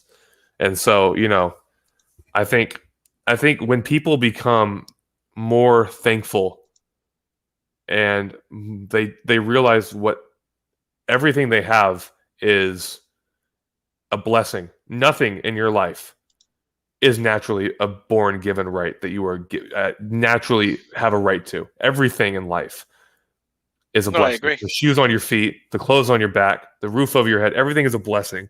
Nothing is ever given. I think the more you really focus on that, the more you become happier with your life. I think a lot of people are sad with their life because they think they should have more. They always want, it's a natural human instinct to want more. Yeah. But the moment you start to realize that what you've already got is absolutely amazing and miles above what some people have. Yeah, massively. You start to appreciate where you're at. And I think there's a whole phrase of money buys happiness, and I don't believe it one bit. I think the only thing money buys is stability. And I think that's where the phrase comes from. Money buys happiness, it buys stability, which then can flourish into happiness. You have the stability to support your family, to put a roof over your head, to put food on your plate, to put clothes on your back, and that brings happiness because you feel more content with life when you're able to do things you enjoy because you've got the money to support yourself to have those things. And, you look at, the Chinese sweatshop factory, they're being paid 12 cents a day. And, I bitch and complain about being poor, making $14.50 an hour, making $500 a week. And I then think of the people that, don't make nearly as much, don't have nearly the opportunities that I've been given in life, and the connections that have given me the opportunities I've had in life. And I realize how fucking stupid I sound. I realize that I sound like an absolute fucking melon complaining, saying I'm poor because I'm making $500 a week only. Yeah, but I think that's just sort of like personal, how you feel about things, and that can also stem from like how your day's been. You've woke up and felt like I don't want to live this life anymore. I don't want to feel like this. I don't want to feel like that. I touched on this with you. I remember we talked during when we were playing games against each other. I talked to you about my high school was suicide high. Yeah. For a fair amount of my career, I've lost 4 different people that I knew in high school to either suicide or them being killed. And I touched with you on that. So for me, it really hurts to see people that get so down. And I did have periods where I was depressed and suicidal and feeling like my life is shit. But I feel like I'm a lot happier when I take what I have as a blessing instead of a right. I think that's why people appreciate sports, because it takes it has its place in life, but it doesn't take away life from you. And I think in regards to sports, it takes your head away to another place where, as I say, during lockdown, how many people around the world have been in that such a low mental headspace? Yeah. And things like sport, football club football getting back up and running has just been an absolute godsend. It's given them something to focus on. Me and you were sat here today because our channel's born off the back of a lockdown, born off the back of being on other people's channels and voicing an opinion. Without other people, this is never born. Exactly. And, I wouldn't have even known if I found whether I'd have loved this. Yeah. Without giving it a go elsewhere. Now, don't get me wrong. I was shitting myself. In terms of going alone, speaking to other people, being the one that asks the questions instead of answers it. Because I thought, oh, this is so different, because you've got to sort of angle your questions. You've got to, make it different. But then you realize you love it. And try and branch it out. But you know what? I'm so glad I stuck my head into it. I'm just so glad that it's paying off. Yeah, 50 I remember. subs, mate. Yeah, 50 I remember subs. when we went into I lockdown. mean, 50 is incredible for me. I never would have thought I'd get to where I'm at. I just hope. It's insane. I just hope to God that you keep that success and everything going, because as I say, the only way is up for you now, pal. Yeah, if anybody's still watching now that we've gotten philosophical, I don't know if anybody's watching us be philosophizing immensely. But if you'd like me to put on inspirational videos, I can also add that to my repertoire. I'm fine putting out. If you feel like I've been inspirational or I've been philosophical in my words, go ahead and let me know if I should start putting out that kind of things. But that was one thing I think that I hated, but I now look as a blessing, was during lockdown, a lot of people lost their jobs. And that led to a lot of depression. And I hated it because I hated being an essential worker. I had buddies that were making $600-700 a week sitting at home doing nothing. And I was still having to work every single day to make my paycheck. But in reality, it was a blessing that I didn't realize I had, because it kept me busy. It kept me at the house. It was something that I wasn't frozen inside I wasn't stuck inside my house like a hermit every single day. And I do not know what's going on with my... Is it showing up green for you as well? Yeah, I'm getting like green flashes of you. I'm not fucking Irish, I'm Scottish, you fucking bastard channel. I'll be right back. Hey, no problem. No problem. Honestly, massive congratulations to Conor. He massively deserves it. 50 subscribers it's no mean feat at all, and you only get that support. You only get that support and love from the people that are willing to listen to your views. So keep smashing it for Conor. Obviously, he deserves all the love that he can get. The missus says, I keep freezing. Trust me, I'm warm up here. Yep, it was like a little disco on YouTube. I don't know what's happening today with this. It's doing my head in, but we're both green screens now, I think. I don't understand. Why is it green? Your camera's just fully green. You're English and I'm Scottish. Why the fuck is it green? I don't understand why. Like, literally, all I can see is green. That's all I see with you as well. Really? Yeah. All I see is green on you. How about now when I turn the camera off? No. You got the logo now, which I don't know how to do that for myself. So. Where it says cam. Yeah, there. Shall we try putting it back on again? I don't have the image for my channel, but that's okay. So try pressing cam again and see if it brings you on. No. Oh, no, back to green. Yep, back to green. This is absolute shambles. Whoop, whoop. Right, well, on that note, as we are now just voices, now you're a brick wall. Yeah, I put myself a brick wall. I put a green screen on. I'm a brick wall now. I've made myself exactly what I look at myself as in real life. An absolute fucking brick wall. The missus says she can see me, but she can't see you. It's green for you, Conor. Yeah, let's just make myself. Let's see. Okay, we have options here. I'll be a living room. Yeah, I'll be a living room proper. That's where I'm at anyway. That couch actually, the white couch on the right actually kind of looks like the one I'm sitting in. Yeah, you must have just took the picture down from behind you. Mate, I don't know what the fuck's going on. I don't understand it. I don't get it. I'm having oh wait, hold up. Let's check. Oh no, front camera.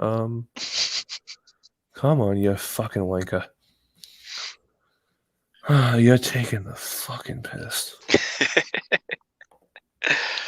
Honestly, for you guys that have just tuned in, Conor is green. Conor is green, and yeah. I'm having a nightmare. I'm having an absolute nightmare right now. I don't know why it's played up. Honest to God, mate, I really hope it does better tomorrow. Fingers crossed. But cock jockey, yeah, I'm going to look into this. I'll tell you what, I'll let you crack on with that. Thanks very much for coming on, mate. Obviously, I will be chatting to you, for the rest of the day probably. So, yeah, thanks for coming on. Thanks for giving your half Scottish views. Yeah, thanks for having me, man. It's an absolute pleasure to be able to finally be on your channel for the first time. And then you'll be on again tomorrow. And then I'll be here tomorrow, and it's going to be absolutely lovely. It will be if Czech Republic win for you, though, won't it? That's what it'll be. I'll be more happy to Scotland win. I'd take a Scotland and England win over a Scotland and an England and Scotland loss. That's not bad. Ooh, I'll take a double win. I know we're live and we're discussing this, but what do you guys want to see? Because I could pretty much, I don't know, if you want to watch the Scotland game instead, and we could sort of bounce off each other. Oh my god, we can tell each other how the other game's going. You'll fucking lie to me though. You'll be like, Scotland are 4-0 up after like 20 minutes. Oh, you can just check. You can just check an app. You know that. Yeah, true. I'll probably let you know throughout the different games, won't it? Scotland have gone up, and especially with both teams playing at the same time. So. Oh my gosh, it's gonna be oh my gosh, could you imagine if it's just like 90th minute winner for either team, and we're just like, you're fucking lying. Oh yeah. Just absolutely just tattering into each other for saying that. And it's like, no, I swear it's actually happened. No, honestly, again, thanks for coming on, Conor. And obviously, as I say, guys, please do head over to Yank Talking Smack on YouTube. Give Conor some support. We're at 50 subs now, so please, please, please go show him some more love. Let's get to that 100 mark. And yeah, absolutely, absolutely. Like I said, big up to Dan, who's, again, like I said, been such an inspiration, and the YouTube game for me, along with Rich Sports, who has been fantastic from the very beginning. Please, if you're watching this and you're not subscribed, what are you doing? Hit the subscribe button now. If you're watching the video and you're not subscribed to Dan right now, you're doing something wrong. But yeah, absolutely. Either that or I'm doing something wrong, mate. I don't know what the situation is. Oh, absolutely not. Absolutely, I will not believe that once. But no, yeah, I'm absolutely blessed to have gotten the opportunity to get 50 subscribers now, and I hope to be able to repay everybody with putting out some good content very, very, very soon. Hopefully have by the end of the week, I'm hoping to have about 6 new videos up on different things. I'm happy because it's a triple header for the F1 Grand Prix. We have 2 more now, back-to-back weeks again. So hopefully I'll have some out on that. Hopefully talk about the Euros. I'll have a whole video on how I felt about Scotland's tournament, whether we go out in the group stages or we actually move on.